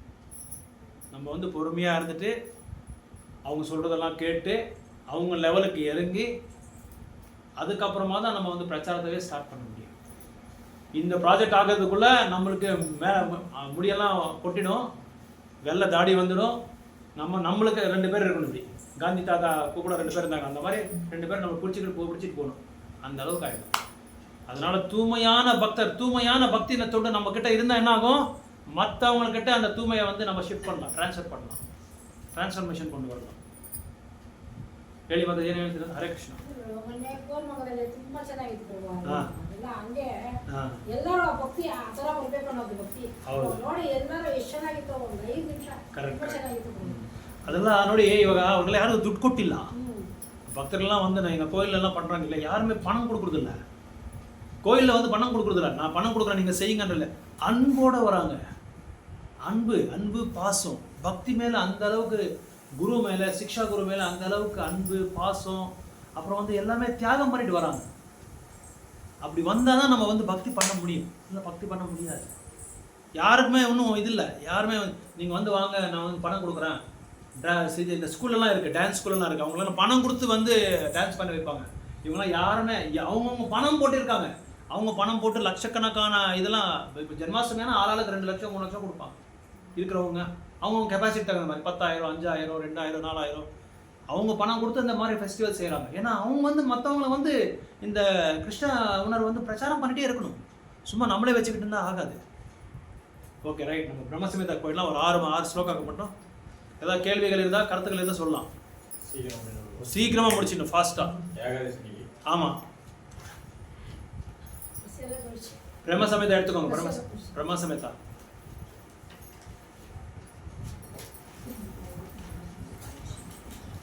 ஹேண்ட் புக்கில் 52 பேஜ் நம்பர். இந்த ஃபுல் பிரம்மசமேதாவே பிரம்ம என்ன சொல்கிறேன்னா கிருஷ்ணா இஸ் சுப்ரீம், அதை வந்து ருஜு பண்ணுறதுக்காக தான், ப்ரூவ் பண்ணுறதுக்காக தான் ಬ್ರಹ್ಮ சொல்லியிருக்காரு. ನೀನು ನೆಕ್ಸ್ಟ್ ರೆಡಿಯಾಗಿರ್ಬೇಕಮ್ಮ ನಮ್ಮ ದೇವಸ್ಥಾನಕ್ಕೆ. ದೇವಸ್ಥಾನದಲ್ಲಿ ನಿನ್ನ ಹೆಸರು ಕೊಟ್ಟಿದ್ದೀನಿ, ನೀನು ಭರತನಾಟ್ಯ ಆಡ್ತೀಯ. ಅದು ನೀನು ಕೇಳಿದ್ರೇ ಕೊಟ್ಬಿಟ್ಟೆ, ನಾನು ಅಜ್ಜಿಗೂ ಹೇಳಿಲ್ಲ. ಮಾಡ್ತೀಯಾ? Good, very good, nice. Okay. ಈಶ್ವರಃ ಪರಮಃ ಕೃಷ್ಣಃ ಸಚ್ಚಿದಾನಂದ ವಿಗ್ರಹ. ಜೊತೆನಲ್ಲಿ ಎಲ್ಲರೂ ಓದೋಣ ಇಲ್ಲ ಹೆಂಗೆ?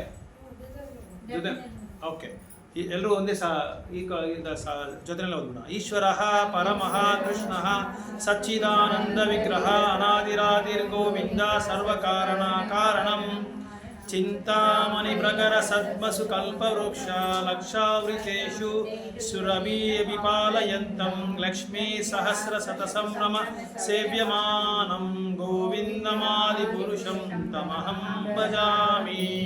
ವೇಣುಂ ಗಣಂತಮರವಿಂದದಲಾಯತಾಕ್ಷಂ ಬರ್ತಾವತಾಂಸಂ ಅಸಿತಾಂಬೂದ ಸುಂದರಾಂಗಂ ಕಂದರ್ಪಕೋಟಿ ಕಮನೀಯ ವಿಶೇಷ ಶೋಭಂ ಗೋವಿಂದಮಾದಿ ಪುರುಷಂ ತಮಹಂ ಭಜಾಮಿ.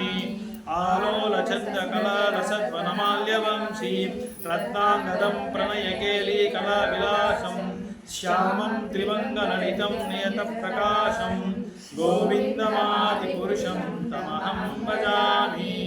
ಅಂಗಾನಿ ಯಸ್ಯ ಸಕಲೇಂದ್ರಿಯ ವೃತ್ತಿಮಾಂತಿ ಪಶ್ಯಂತಿ ಪಾಂತಿ ಕಲಯಂತಿ ಚಿರಂ ಜಗಂತಿ ಆನಂದ ಚಿನ್ಮಯ ಸದುಜ್ವಲ ವಿಗ್ರಹಸ್ಯ ಗೋವಿಂದಮಾದಿ ಪುರುಷಂ ತಮಹಂ ಭಜಾಮಿ. ಅದ್ವೈತಮಚ್ಯುತಮನಾದಿ ಅನಂತರೂಪಂ ಆದ್ಯಂ ಪುರಾಣ ಪುರುಷಂ ನವಯೌವನಂ ಚ ವೇದೇಶು ದುರ್ಲಭಮದುರ್ಲಭಂ ಆತ್ಮಭಕ್ತೋ ಗೋವಿಂದಮಾದಿ ಪುರುಷಂ ತಮಹಂ ಭಜಾಮಿ ಮಂತಾಸ್ತು ಕೋಟಿ ಶತವತ್ಸರ ಸಂಪ್ರಗಮ್ಯೋ ವಾಯೋರಕಾಪಿ ಮನಸೋ ಮುನಿಪುಂಗಮಾನಂ ಸೋಪ್ಯಸ್ತಿ ಯತ್ ಪ್ರಪದಸಿಂನಿ ಅವಿಚಿತ್ಯ ತತ್ವೇ ಗೋವಿಂದಮಾದಿ ಪುರುಷಂ ತಮಹಂ ಭಜಾಮಿ ಏಕ್ಯೋಪಸೈರಚಯಿತಂ ಜಗದಂಡಕೋಟಿಂ ಯಚ್ಛಕ್ತಿ ಅಸ್ತಿ ಜಗದಂಡಛಯಾಯದಂತಾಂ ಅಂಡಾಂತರಸ್ತು ಪರಮಾಣು ಛಯಾಂತರಸ್ಥಂ ಗೋವಿಂದಮಾದಿ ಪುರುಷಂ ತಮಹಂ ಭಜಾಮಿ ಯದ್ಭಾವಭಾವಿತಾ ನಿಜೋ ಮನಜಾಸ್ತತೈವ ಸಂಪ್ರಾಪ್ಯ ರೂಪಮಹಿಮಾನಸಾಯನ ಭೂಷ ಸೋಕ್ಯೈರ್ಯಮೇವ ನಿಗಮಾತ್ ಪ್ರತಿಸ್ತುವಂತಿ ಗೋವಿಂದಮಾದಿ ಪುರುಷಂ ತಮಹಂ ಭಜಾಮಿ ಆನಂದ ಚಿನ್ಮಯ ರಸ ಪ್ರತಿಭಾವಿತಾಭಿಃ ಕಾಭಿರ್ಯಮಿವ ನಿಜರೂಪತಯ ಕಲಾಭಿಃ ಗೋಲೋಕ ಏವ ನಿವಸತಿ ಅಖಿಲಾತ್ಮಭೂತೋ ಗೋವಿಂದಮಾದಿ ಪುರುಷಂ ತಮಹಂ ಭಜಾಮಿ. ಸ್ಟಾಪ್ ಮಾಡೋಣ, ಟೈಮ್ ಆಗ್ಬಿಡ್ತಾರೆ. ನೆಕ್ಸ್ಟ್ ಕಂಟಿನ್ಯೂ ಮಾಡೋಣ ನೆಕ್ಸ್ಟ್ ಕ್ಲಾಸಲ್ಲಿ. ಸ್ವಲ್ಪ ಬೇಗ ಬಂದರೆ ಇನ್ನೂ ಒಂದು ಚೈತನ್ಯ ಚರಿತಾಮೃತ ಇದೆಲ್ಲ ನಾವು ಇನ್ಕ್ರೀಸ್ ಮಾಡ್ತಾನೆ ಇರೋಣ. ಹಾಂ ಹೇಳ್ಬಿಟ್ಟು ಹಾಂ ಚೈತನ್ಯ ಪ್ರಭುದು ಒಂದು ದಿವಸ ಎಲ್ಲ ತೋರಿಸ್ಬಿಟ್ರೆ ಅದೇ ಅದು ಸ್ವಲ್ಪ ಈಗ ಆಮೇಲೆ ಕಂಟಿನ್ಯೂ ಮಾಡ್ಬೋದು, ಚೆನ್ನಾಗಿ ಆಗ್ತಾ ಹೋಗ್ತದೆ. ಹಾಂ ಸರಿ, ಚೈತನ್ಯ ಚರಿತಾಮೃತ ಹಾಂ ರೈಟ್ ಮಾಡೋಣ. ಅದು ಸ್ವಲ್ಪ ನೀವು ಹೇಳ್ಬಿಟ್ರೆ ನಮ್ಗೆ ಆರಾಮಾಗಿ ತಿಳ್ಕೊಬೋದು. Okay okay. ಅದು ಮೊನ್ನೆ ಹೇಳಿದ ನಾನು ಚೈತನ್ಯ ಚರಿತಾಮೃತ ನಾನು ಇನ್ಕ್ರೀಸ್ ಮಾಡಿ ಪರಿಚಯ ಮಾಡ್ತೀನಿ, ಅದನ್ನು ಸ್ಟಾರ್ಟ್ ಮಾಡ್ತೀನಿ.